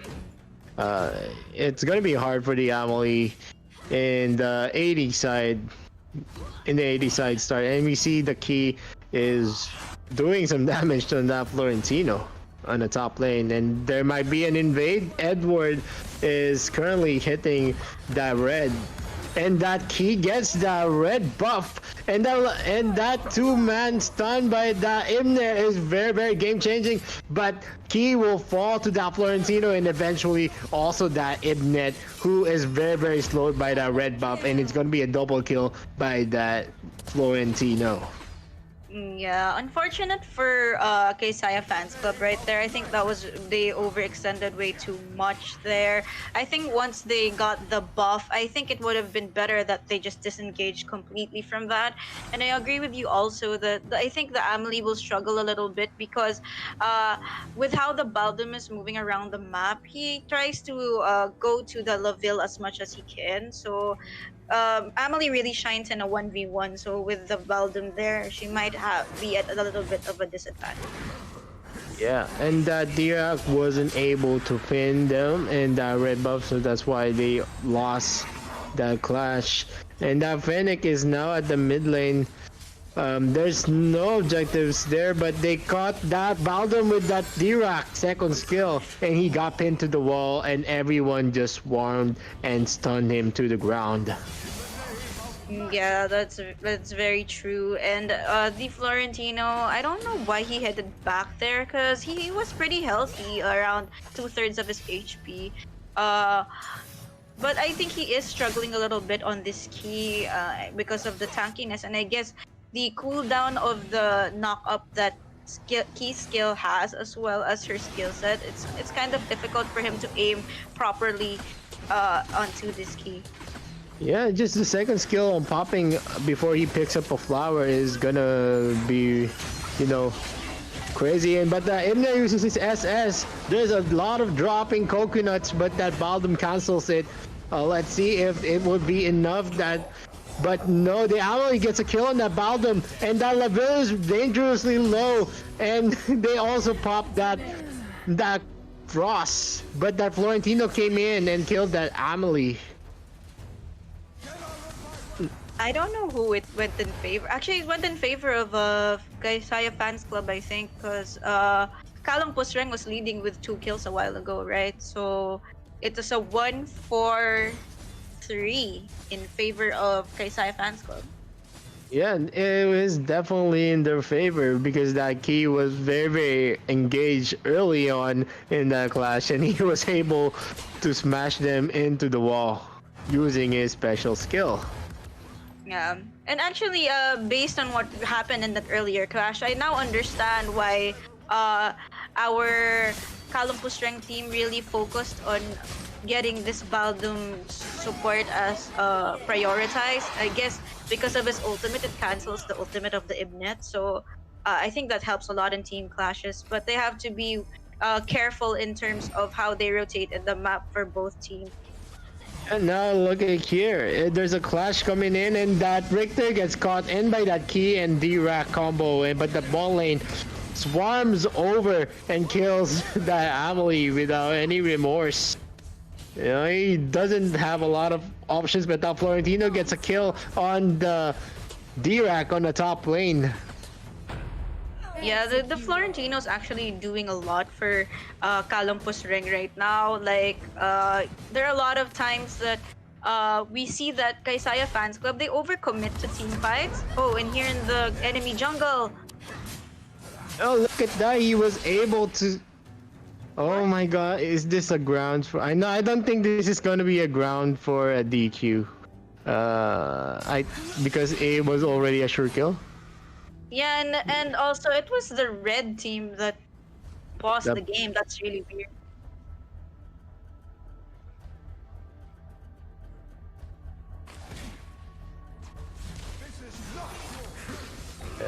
Look at that. Look at that. The Dalaville hits with this SS currently. And with the Imna not hitting anyone in the clash, the Amelie gets a second skill up, but wasn't able to burst down that Zill in that exchange. So it's gonna be in favor of KALONG PUSRENG, but that Richter comes in with his SS first skill, doesn't hit that D-Rack, so there is no slow proc. And Florentino is just doing his job, trying to clear that key, waiting for a chance to maybe push him to the wall. Yeah, and I think it's very smart how this key is playing, and most of the time she's very fast in terms of responding to team fights as well. I think what Kaisaya Fans Club is really struggling with right now is this Amelie in the bottom lane, and I think that they need to rotate more to her because the Laville will get extremely farmed fast if this continues on. And Laville is having a time of his life, being able to farm correctly, and Richter is boxing out. He was able to knock back, but he doesn't have the damage. And then the D-Rack uses Genesis Barrier to defend from the SS of the Laville, and it doesn't hit that. Richter comes in again for another round, trying to hit that Imna, and he's gonna fall on that Laville, Zill, and Richter going down upon him. But that top lane tower was also gotten by the Kaisaya Fans Club. That Amelie trying to protect, but it is just too much with that Zill SS coming in, getting another kill, and also that tower. Yeah, things are really going good for KALONG PUSRENG right now. The way that they're rotating in the map and the effectivity of this Laville is really helping them in terms of team clash. Their dive comp is really working well because as both of the engagers like Baldum and Richer are being aggressive, and as well as the Laville gets the right double trouble hits. Yeah, but look at here, the Fennec ganks that Florentino with the key combo. There's not much damage that the Florentino can do with the stuns coming in. That Baldum uses his SS, hits no one. But that Laville gets a free hit, and that Zill finishes off that key with an SS. D-Rack using this Genesis Barrier. Let's see a Genesis Blast finishes off that Zill, and that Imnet just zones them out using his SS. And I think this is gonna be a disengage on part of Kaisaya Fans Club, or I don't think that Imnet could even, if they committed to pushing that tower, they might have taken it also. Yeah, that's actually true. Actually, KALONG PUSRENG could have tried to push this top tier because it was only the Ibnet left to defend it. The Emily is now here though, but she's struggling very much in this game. She has pretty decent gold, but she's always being ganked upon by a lot of members from KALONG PUSRENG, and an Emily will never ever shine as in like a one versus many composition. Yeah, he only wins if he is the DS lane, but unfortunately, she is not. And also, I think what Kaisaya Fans Club lack here is the ones that can go in and try to damage that Laville so as not to let him free hit. Is one of their main problems right now. Yeah, I have to agree with you there that the Laville's doing a lot for his team, but at least the Emily was able to clear that wave up before the middle tier, first tier was pushed here. The Richter they're trying to burst down the Richter, but due to the second skill parry, there's not much that they can do to catch him. The only way that they're gonna win this clash is if they can get that Laville in the back. That Ibnet went in and then uses his first skill to dash out. Yeah, that Emelet is really effective in terms of in and out of clashes. The Valdums actually look at all the vision he's able to provide. What a very early double trouble by the Laville. Unfortunately, he was able to steal that, but good for Kaisaya Fans Club that they get the first Arc Slayer of the lane. And also Gold, actually, they're both tied up right now. They're actually very tied up. The Fennec is really good at farming. He's already at 7.3k above the Jung. He's almost at the same with the Zeal, who has a lot of kills at 6. Yeah, but that the first tier tower in the top, the Amelie cannot do anything from the onslaught of the Zeal, Laville, Baldum, and Richter. He should have just given he should just given that. I think it's way more better not to die at this point of time. Yeah, that's very true. But what Emily can contribute in this type of team fight right now, I don't think it's as significant though, because since it's more of like a 1v1 skill set for Emily, what he can contribute in a clash is kind of like mediocre in my opinion. Oh my god, there's a bottom lane clash and the Fennec gets bursted down by the Florentino, the Zeal catching that Dirac red-handed, and that Ine using his SS but wasn't able to contribute to box out anyone. That Richter just being very aggressive. He knows that Amelie can do anything, and the Innet is gonna finally fall down here in the Abyssal Dragon. Yeah, unfortunate for Kaisaya Fans Club though. KALONG PUSRENG's lineup of this dive comp is really working, and when I do cast with Leo, he does mention that a lot. Oh, they get a kill again. They kill the Amelie with the tower. It's gonna be very hard for Kaisaya Fans Club in this point. But that Fennec gets a kill on the Richter, the Genesis Blast, doing some damage, but it's not gonna be enough. There's no much damage that we can expect on the Dirac, who is just at 5.4k. Yeah, unfortunate for Kaisaya Fans Club, but it's not too late because with the wave clear Fennec and Dirac both have, they're gonna have in terms of defending, it's gonna be easy for them to defend unless it gets later and later into the game wherein more towers fall and the mega creeps start showing up. I think right now they just have to position themselves really well and get the kills that they really need. Trying to take this tier 1 tower, the Baldo misses, and that Ibnet was able to, tank some of the damage, but that Florentino coming in from that Fennec. And that Richter going in, trying to kill that Dirac, but the Dirac is saved, but the key will also fall. So it's gonna be still in favor of KALONG PUSRENG. It's gonna be a 2-for-none exchange, and I think they're gonna push for that tier 3 inhibitor turret. Yeah, they're struggling a lot for Kaisaya Fans Club just because the dive composition from KALONG PUSRENG is just insane. The damage is so much right now. The Amelie is just dying, keeps on dying and dying and dying while protecting a tower. So it's like they get a tower and they also get a bonus package. Yeah, they get that Amelie as a bonus package. For every tower they get an Amelie.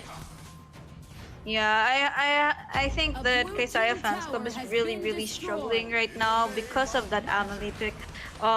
Because she's not really shining in any of the clashes. The key is trying to, like, she's the one being the pusher for her team, but at the same time she doesn't have a lot of ways to escape any aggression or dives that KALONG PUSRENG does to her, so she just ends up being food for them. So I think it's better that maybe they try to have the key split push and maybe the Amelie join team fights, but as the hero she just doesn't shine in team clash kind of setup. It doesn't really shine. Like I told you, the Arthur way might have been better than that because that Amoy is not that tanky. She can't really wave clear and take a lot of damage. That's why she always fails at protecting. Look at that key, using a flicker and then using an SS. Let's see if it gets a kill, but it's not enough. The Baldum gets that, and Florentino and Zil was left to fight 4 versus 2, and it's definitely gonna be in favor now. Kaisaya Fans Club is just gonna be one of the turnarounds of this game. Yeah, for now, we do see that an objective is gonna be up right now in Rage Abyssal Dragon, and the Phoenix so very aggressive onto this Richer, and he doesn't secure the kill though. But I think Kaisaya Fans Club is really just focused on trying to get more towers on their side, because with a little bit more towers, they have a little bit more map control, and that's what they really need at this point. We get a Baldum ultimate, nothing. That Baldum ultimate was able to get the creep, so the tower wasn't pushed that as fast as they would want. But the Richter and Florentino gets down. It looks like it's gonna be a GG. Will this be a GG well played with that Genesis barrier? And it was a complete turnaround by Kaisaya's Final Fans Club. Yeah, that was really insane. Like, I don't even know what they did to get into an advantage like that. But the key on the top lane with the flicker and the knock up onto the 2 members on the top lane, I think really helped them get the space they need to get the kills that they really needed to be able to get more map control and breathe for Kaisaya Fans Club. But let's ask a short analysis from our host, Kaisaya. Thank you so much. So yay, Kaisaya Fans Club won. Well, no, we're not gonna go bias. We saw both of the teams actually displayed a really good macro objective and everything. It came to a point wherein we thought we were curious who's gonna win this fight, who's gonna get the upper advantage. And I like what you have pointed out a while ago. Madug was actually she keeps on dying. She keeps on dying a while ago. Not too sure why. Is because, of the kit.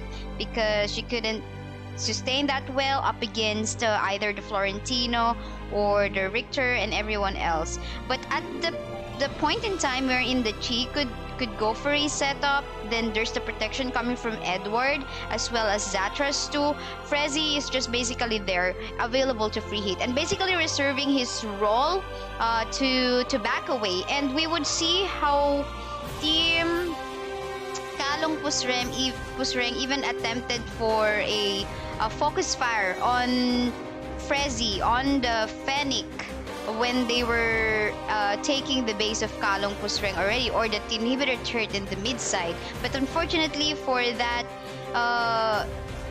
Florentino, the backup was there, Edward was there, and the rest of the gang from Kaisaya Fans Club was there too. So, well, basically, what can you do? We know you're a Florentino, but apparently, against 5 members on the side of on the side of Kaisaya Fans Club, he can't do anything anymore. What more?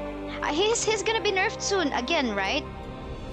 Florentino. So yeah, I don't know what will happen to Florentino next, but right now he is still definitely okay. It's just so happened that the protection was always there from Edward, and Zatras too, and of course Mad Dog. It was a protect the king comp, and it worked so well. Well, to Kaisaya Fans Club, congratulations! You're moving forward to round 5 tomorrow, best of 3 match. But meanwhile, if you're a fan of KALONG PUSRENG, don't you worry, because they still have a chance later on tonight at exactly 9 o'clock p.m. Indonesia time. They're gonna go have another match in the round 6 lower bracket against MVP Wonder, another Indonesian team. So for the meantime, that is all for now, because we have another match later on. Actually, this is the last casted and hosted match. BossGamingPH and friends versus Team Avengers in the lower bracket. This is gonna be another intense fight. So guys, it's me, Kaisaya, KazeeB, and Vittorio as your hosts and casters. We will be back after a few minutes break.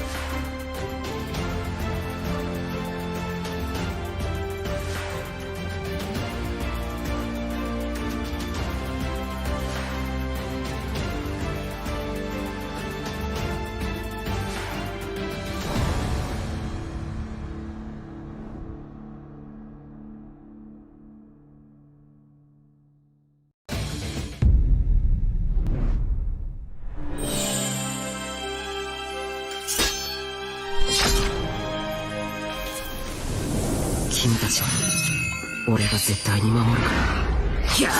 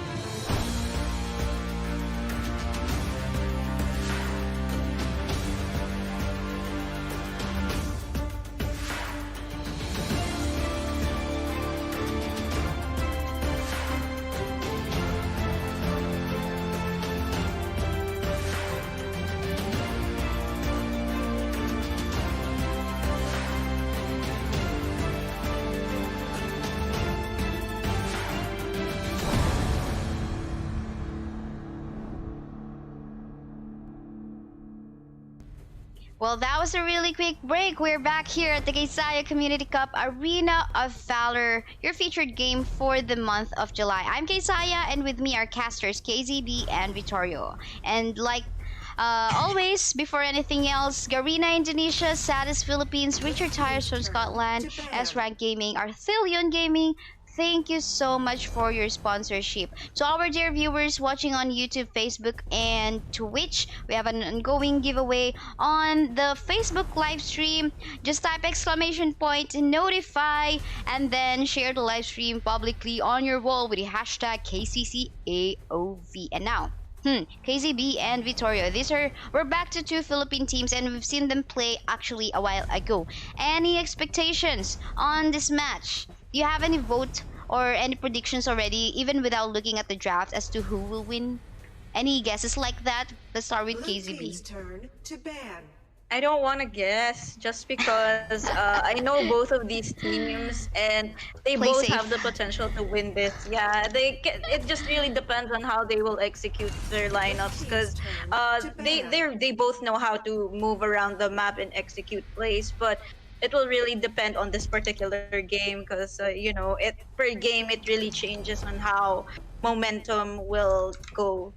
Yeah, well, that's true. Like a while ago, off cam, we were talking about how possibly could KALONG PUSRENG won that fight, because they're already winning. But one mistake could turn things around. But yeah, how about you, Vittorio? Vittorio, do you have any like predictions already, right off the bat, even we don't have a completed draft yet? I actually am biased. I don't know Avengers that much, so you know who I'm gonna root for. But so as not to be biased, I don't like players who don't ban. I feel like it's very very disrespectful. It means that you're not scared of any kind of picks that they might get, but it might be because he's lagged, so I'm not gonna judge him over that. So, well, you did not answer the question. You didn't, or are you abstaining again? Boss Sometimes we have Gaming. this. We have this like, in other bigger leagues, we predict already even there's no draft as of yet, just basing on, the team's history and everything. We got that kind of thing. So it's also okay to drop that guess as, as casters. And it's not really being biased, but something that we know we sometimes have this thing in the game wherein we vote for a particular team, right? Even though there's no draft as of yet, like in APL, so that's totally fine. But yeah, going back to the question, Vittorio, for you, is that your way saying that your vote or bet is on the side of Boss Gaming? Yeah, they had a very very convincing victory, and yeah, we just saw Avengers lose their first game in the upper bracket, so maybe the momentum is riding on the Boss Gaming PH. Let's see, but because potentially Team Avengers is also hungry for a comeback. So now let's talk about the draft itself. Okay, there is no ban again, like what Vittorio have pointed a while ago, and that will open up other heroes too. But let's see how this will affect the draft. I'm personally liking that Zip secure as the support on the side of Boss Gaming. It can turn things around, it can save lives, etc., etc. But what are your thoughts, KazeeB, on this first 5 picks that we got on both sides? Well, based on the first 5 picks, I think Boss Gaming and Friends have a pretty decent first 3 picks. I initially thought that Avengers did not ban just because they wanted to open one of the meta heroes.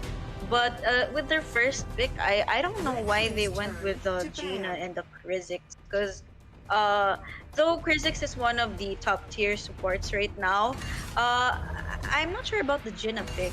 I thought they were gonna at least go with a Dirac or something, but they didn't. Team's turn to ban. Yeah, actually that makes sense. But looking at Gina, he's actually a very dive-based hero. So you need a setup from there. And speaking of setup, Krizix got that setup. But this Krizix is not really the tanky of a frontliner, right? So he is also quite squishy for just talking about the base HP and everything, and base defense too. So, but let's see about that. Okay, I thought they're gonna ban out Taytoron. Okay, that was just a hover, but for the meantime, Lindis jungle. Now it is already quite obvious what form is in here for Team Avengers.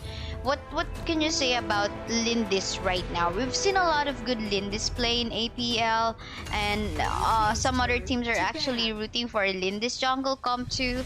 How about you, Vittorio? I know you don't like marksman jungle, but is Lindis is kind of excuse for you?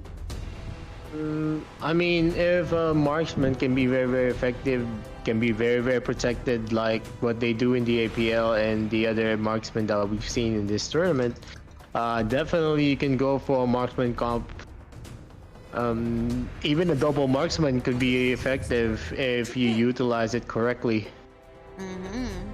Yes. And Lindis is very has a tons of damage, especially in the late game to the mid game. Even in the early game, just popping out his passive in the first skill is gonna hurt the BossGamingPH here in this game for sure.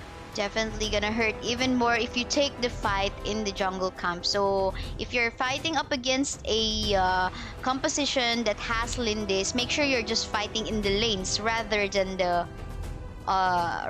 in the jungle, because jungle is what Lindis loves, you know, just go in the bushes and then go for your passive and everything. So if you want to take on a fight, at least know where you are at best in terms of position.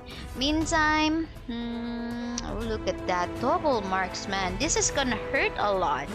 Regardless if it's regardless if it's a Violet or like a Fanny, these are like really late game damage heroes. What is a good counter for these two comp that are so high in burst, KazeeB? I think if they do lock in this Darcy, it's gonna be very effective against these type of marksmen, because he doesn't really have to go in the fight so that he can deal damage. He can just lay down a skill, and then even from afar he can do even some poke damage onto the marksman.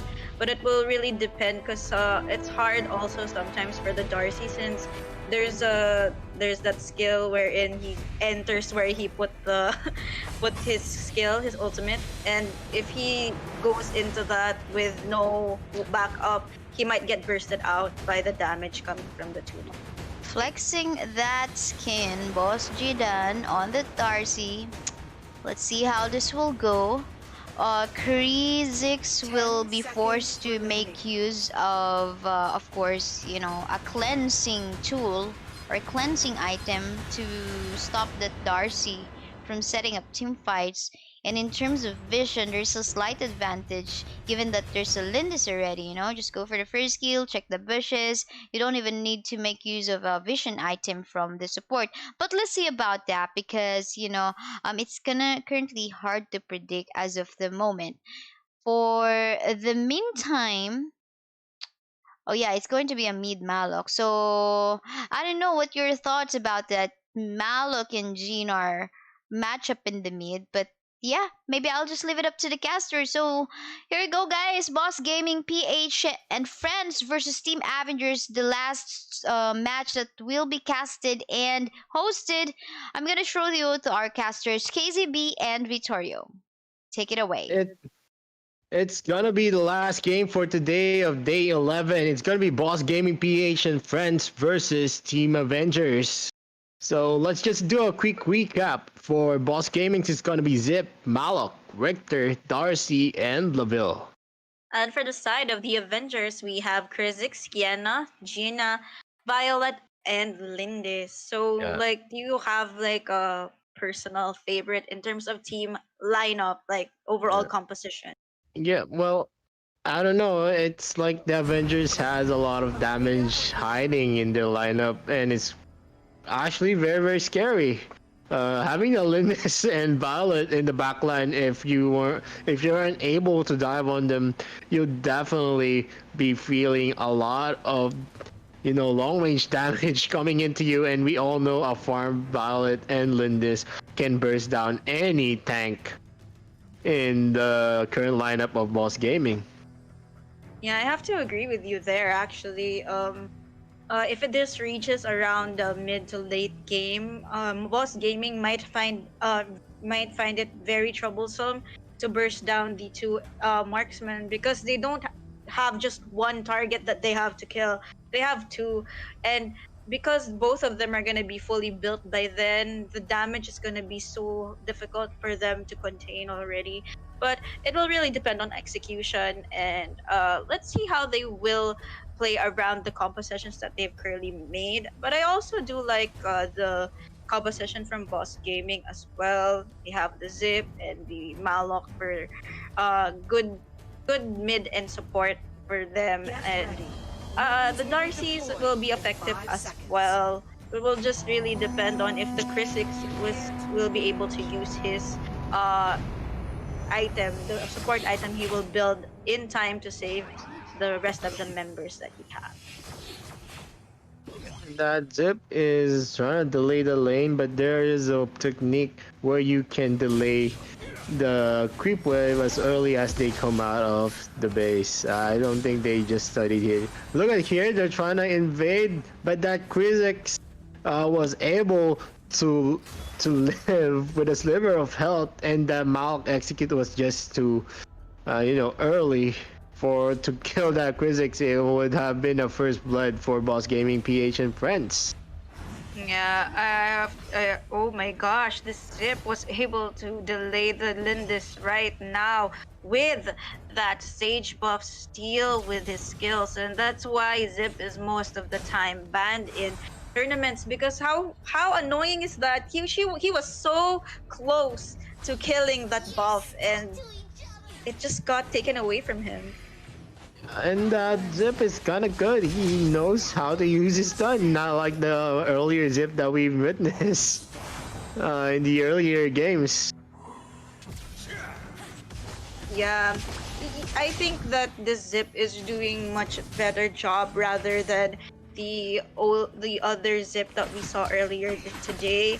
He's being more aggressive in terms of his Okay, here that Violet gets caught out by Jidan's SS, and it's gonna be a first blood in favor of Boss Gaming. They're really doing a good job in dominating, but the Violet pops out his endless cycle because he knows that he is needed to take the next objective.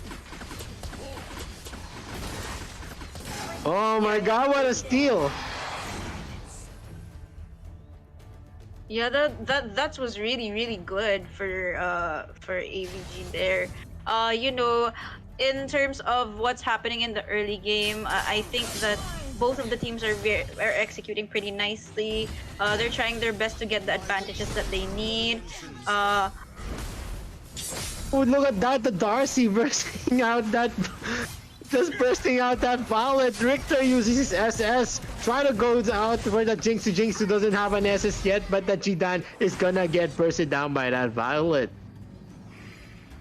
Well, I can say that based on the team fights that we've been seeing, that Boss Gaming is really appropriate in terms of using that Darcy to its maximum capacity, as well as that Zip. But AVG, the way that they respond to team fights is very quickly, and they get really good advantages out of it.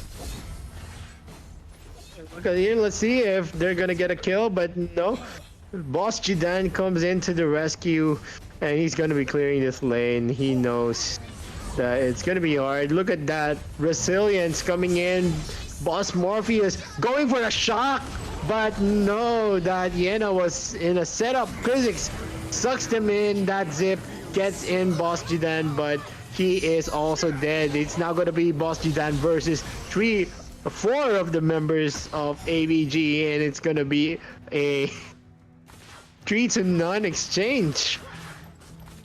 Yeah, that gives AVG a lot of room to breathe a bit now, because in the early game they were struggling a little bit in executing their lineup. But you do notice that AVG, when they try to respond to team fights, they're very quick. Even in that fight, I would notice that the Violet would be, even though late, she'd be in that team fight. Well, the Laville has just always been in the bot lane. He hasn't really helped his team out that much, except for the double trouble. Look at Diana ambushing Malok, but gets hit by the double trouble, so he's now currently getting fire against 4 members of Boss Gaming. And now they're gonna give up this Abyssal Dragon. Maybe Boss Kirby is gonna be able to finish it, but no, it got dragged by Boss Morpheus out. What a bad decision. There's a chance for them to steal. No. Crisix coming in with a flicker, but only Boss Kirby is hit. AVG Jinxu comes in with his SS, not hitting anyone but Boss Morpheus. Sophia Nicole Lindis is getting bursting down that Laville, and Laville pops out his endless cycle, and Boss Jidan is trying to farm in peace. out of this clash. Yeah, but in fairness to AVG, the way that they're executing their lineup, it's really good. And every time Boss Gaming tries to engage them, the way that their players respond to team fights is just really quick, and they get to turn around the team fight fairly well. Yeah, I mean the marksmen, both of the marksmen are very in good positions always. And the Jena got caught by the SS of the Darcy, but he uses his SS and second skill just in time to avoid the disaster that was looming. Yeah, but we see here in the top lane is it's gonna spell the disaster for AVG. Yeah, look at that. The Malk Shock hits the tree, and that crit 6 got hit. And also the Gina is gonna fall down through the damage of the 5-man. And Boss Kirby comes in and finishes off that frag. Boss Morpheus tanking the tower. What a crucial mistake there. He could have done a kill on that Violet, but look at that. Lindis bursting down that zip. And everyone's gonna be disengaging. I think they will be able to take the tier 1 tower in the mid, and Jidan doesn't have his SS up yet. Yeah, though I think that Boss Gaming was benefiting a lot from that clash. AVG was able to get an objective after it, so I think that canceled out the advantage that Boss Gaming had. But with that kill of the Richter here onto the Violet on top, I think that was very effective, but she has an endless cycle, so she used it really appropriately now. No, she used it 2 times already in the game, but here look at that Malok Shock hitting 3 of the members of Team Avengers. Boss Chidan coming in, trying to hit out. He hit the Lindis, but doesn't do a lot of damage because his second skill missed the spot. And now look at that Violet and Lindis. Just doing a lot of work in ambushing that Richter in the bush, and I think it's gonna be a disengage. Oh yeah, it's gonna be a disengage, but it was in favor of Team Avengers again. Yeah, the way that they're really maximizing all their carries for AVG are really good. And that Jina, I guess he's very effective here because as a mage, he has a lot of CC and he's very bursty. He can go do a lot of damage to the people. Oh my gosh. Oh, look at that Jidan eating, but that double trouble hitting that Krizix. And now the Jina also falls down in that clash. What a play by that Laville, hitting that Krizix in a very tight spot. Yeah, I have to agree with you there. But you do notice that the Laville, he isn't really present that much in team clashes. He's always out to split push, and his contribution to team fights are mostly his release of the double trouble, which has been very effective throughout this game. So I think it will really depend how they maximize the stunts that they are able to get with that double trouble, because the farther it comes from, the longer the stun is, right? So that will really benefit Boss Gaming in this game. Definitely, if it hits, it's gonna be beneficial to BossGamingPH and friends. But you know, the Malok is really having a hard time to burst anyone. But that Gina gets caught out by the Darcy's SS. Diana trying to come in, but with that stun of the zip in time, and the Malok Shock hitting 3 people, will it be enough to burst him down? But Boss Kirby gets caught by that Krizix. Let's see if it's gonna be effective. Yeah, but the Darcy just bursting down one and just finishing. Where's the next member? Yeah, that clash really went in favor of Boss Gaming right there. They were able to, that's because they were able to burst down the Gina way before the clash started. So it was very easy for them to kind of win that clash because it was already a 5v4 from the start because the Gina died way too early there. So I think AVG needs to be just super careful in the next clash. Make sure that all their members are well in terms of health, because if they get any member dead before an aggression from Boss Gaming, they will definitely lose the fight. And the Zip was doing a lot of good jobs there. He was not just saving his fellow team members, he was also able to do a lot of sets. And then I think Boss Jidan is gonna get caught by Diana and Krizik's combo, and it's gonna be a kill. I think this is gonna be a disaster for Boss Gaming. The Malok gets hit a shock on the same spot, but doesn't have a lot of health, so he can't do a lot of damage. That Gina just in front of Boss Kirby. Look at Diana doing a lot of damage. Let's see, look at that Zip saving him again, and it's gonna be a kill for Jidan, who had an endless cycle, but that Richter is gonna get bursted down by 2 MMs, who was just too fast. And it's gonna be a disengage since Boss Kirby is currently low in health, and Boss Jidan is not in any way can help in the clash with his SS on the cooldown timer. Yeah, and as well, that clash really favored AVG, and they were even able to steal the Sage buff away from the Darcy, which is gonna be a little bit hard just because this Darcy is a mage jungle, so the Sage buff and the cooldown that it can provide for him is really supposed to help Boss Gaming in terms of dealing damage and engaging team fights. But with that gone, AVG is in a good position to take much of the objectives around the map right now. Yeah, and the gold lead is very leaning to Avengers, but it's not really that felt in clashes since the composition of Boss Gaming is more on the tanky side. But let's see. I'm feeling like the Violet and Lindis is already doing a lot of damage already. Yeah, for sure. Both of them are very rich in gold right now. They're almost in the same gold number already, actually. They're like 8k, both of them, with the Lindis a little more farmed. Actually, now they're at 8.7 and 8.8, and that's really good for your marksman this early in the game. Definitely. I think they're just trying to damage down whoever gets impatient is gonna lose the game. Now look at that, Lindis trying to steal, and I don't know, they don't have the punish yet for Boss Jidan, and the Sage buff gets stolen again. Alright, under their noses. Yeah, and unfortunately, if you saw that the Laville's ultimate wasn't successful there, he wasn't able to get the stun that they need. The Malok was providing the vision though for Boss Gaming side though. Diana coming in, they're trying to burst down the Darcy and gets knocked out. That Jingsu trying his best to box out most of the members in the Malok. Just can't stand the onslaught of the Violet. The Violet was just too painful for him. He got bursted down, and look at that double trouble by the Laville with double trouble flicker, but that Violet is just too painful too, and he gets eradicated out of this world.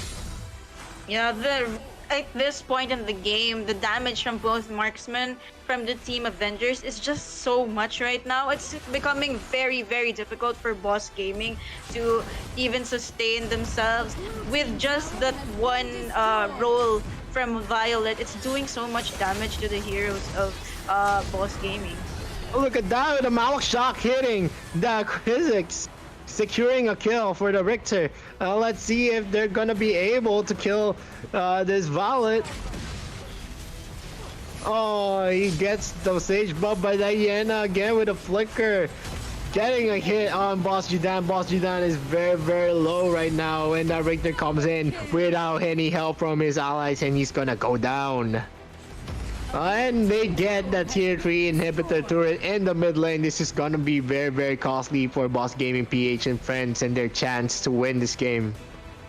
Yeah, for sure. And if you'll check out the gold, AVG is already in a 5.8k gold lead, and with 2 marksmen on their side, and mid game is already here. Both their marksmen are almost to full build. Actually, our Violet is already full build, and our Lindis is so very close right now, so it's gonna be very difficult for Boss Gaming to try to engage them. They have to focus down really on trying to take the 2 marksmen out right away, but it's gonna be difficult. It's gonna be difficult with how they're doing it, but Jidan gets a kill on that on Jinar, but gets killed himself. Look at that Malok shot, you hitting again 3 people, but it doesn't matter because Diana boxed out everyone and killed Boss Kirby under the tower. Diana is doing a lot of work in this game, just securing kills, securing knockbacks, and I don't think that the Zip will be able to defend the base, so it's gonna be for Team Avengers.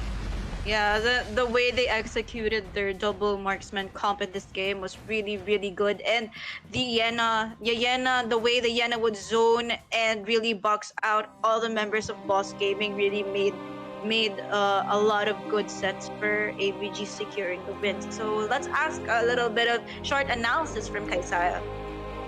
Well, that was a really tough battle between these two teams. That Violet and Lindis got what they wanted, the late game time, and we went on to that specific timeline of the game wherein they got the items that they need, they got the damage that they need, wherein the Malok, you know, even Sophia Nicole on the team was already having a hard time on dealing with these heroes, and we saw even Laville getting one hit by Violet, getting bursted down with just one shot after a roll. So there's just way too much to handle at the late game time, and I think maybe Boss Kirby could have saved that flicker to dash away rather than engage in a team fight, because you know that was a Violet and it's so risky to go much nearer on any of those marksmen, either the Violet or the Lindis, without the protection or the cover up from any of his teammates. But then again, you know what, mistakes happen in yeah, maybe we should have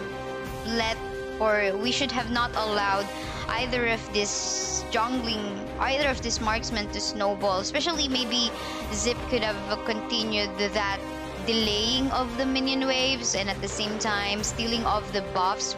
I mean, that was perfect already. Early game time, delaying the blue buff away from Lindis, and it could be done again on the other part of the map and maybe in the succeeding rounds of the waves. But yeah, congratulations to Team Avengers. Yes, they are moving forward to round 7. They have a match again later at 11 o'clock p.m. But unfortunately, BossGamingPH and friends will have to say goodbye from this tournament. Really amazing teams that we've seen so far. You know what? From around almost 60 teams, we are down to the last few teams, and you know, just 3 more days and we're ready for the grand finals. So I'm so excited. But yes, that's it for our hosted and casted stream. Guys, there's a lot of matches. Later on, we will continue on a new stream, but with no hosts and casters. It's going to be Hilab Esports versus Todolist, MVP Wonder versus KALONG PUSRENG, OneSnap Esports versus Mavis Fortune, and Team Avengers versus whoever will win between Hilab Esports and Todolist. But for the meantime, huge shoutouts again to our sponsors, Garena AOV Indonesia, Sadis Philippines, Richard Tyers from Scotland, S-Rank Gaming, Arthilian Sato. Thank you so much for your support on this event. And to our viewers, don't miss to add the hashtag, or rather to add that exclamation point notify on our live stream, because of course we're gonna do a 500 vouchers giveaway on our Facebook live stream. And of course, don't forget to share the live stream on your wall publicly with the hashtag KCCAOV. Meantime, I'm giving the floor to our casters, KazeeB and Vittorio, to maybe promote what's up with you next. I think Vittorio has some game later on. Maybe you can support him. Whatever you wanna shout out. Let's start with KazeeB first. Well, guys, I just went live yesterday, but maybe my next live will be maybe the weekend already, or like Friday, since I have a lot of workload in my normal work. But if you haven't gone and liked my page, kindly just check out the link in the caption box of the video. Also, just support in general everybody who streams ARV, and let's try to keep our community alive. All right, how about you, Vittorio? I'm always trying to stream AOV as much as I can, so please support my page, Vittorio Gaming, and also we'll be playing at 10:30 p.m. today in the lower bracket rounds of Kaisaya Community Cup. So please support us. We're OneSnap Esports AOV team. There. Yeah, thank you so much, guys. And yes, I encourage everyone to support our streamers from Philippines, Indonesia, Malaysia, and Singapore, because you know what, we're missing something. We missed that Facebook gaming event, Facebook Creator Games event. Arena of Valor is actually featured there, but there's no Philippines and there's no Indonesia too. So apparently it is because of the lack of streamers, or maybe the growth of streamer in this region. So if we support them, if we support all of the AOV streamers, we'll be able to represent our country and bring back the liveliness of Arena of Valor in our region. So that was it for our hosted and casted stream. We have to say goodbye and end the stream now. So once again, I'm Kaisaya with KazeeB and Vittorio saying good night. Oh, not really good night, but goodbye for the meantime. See you guys in the next live streams. Bye!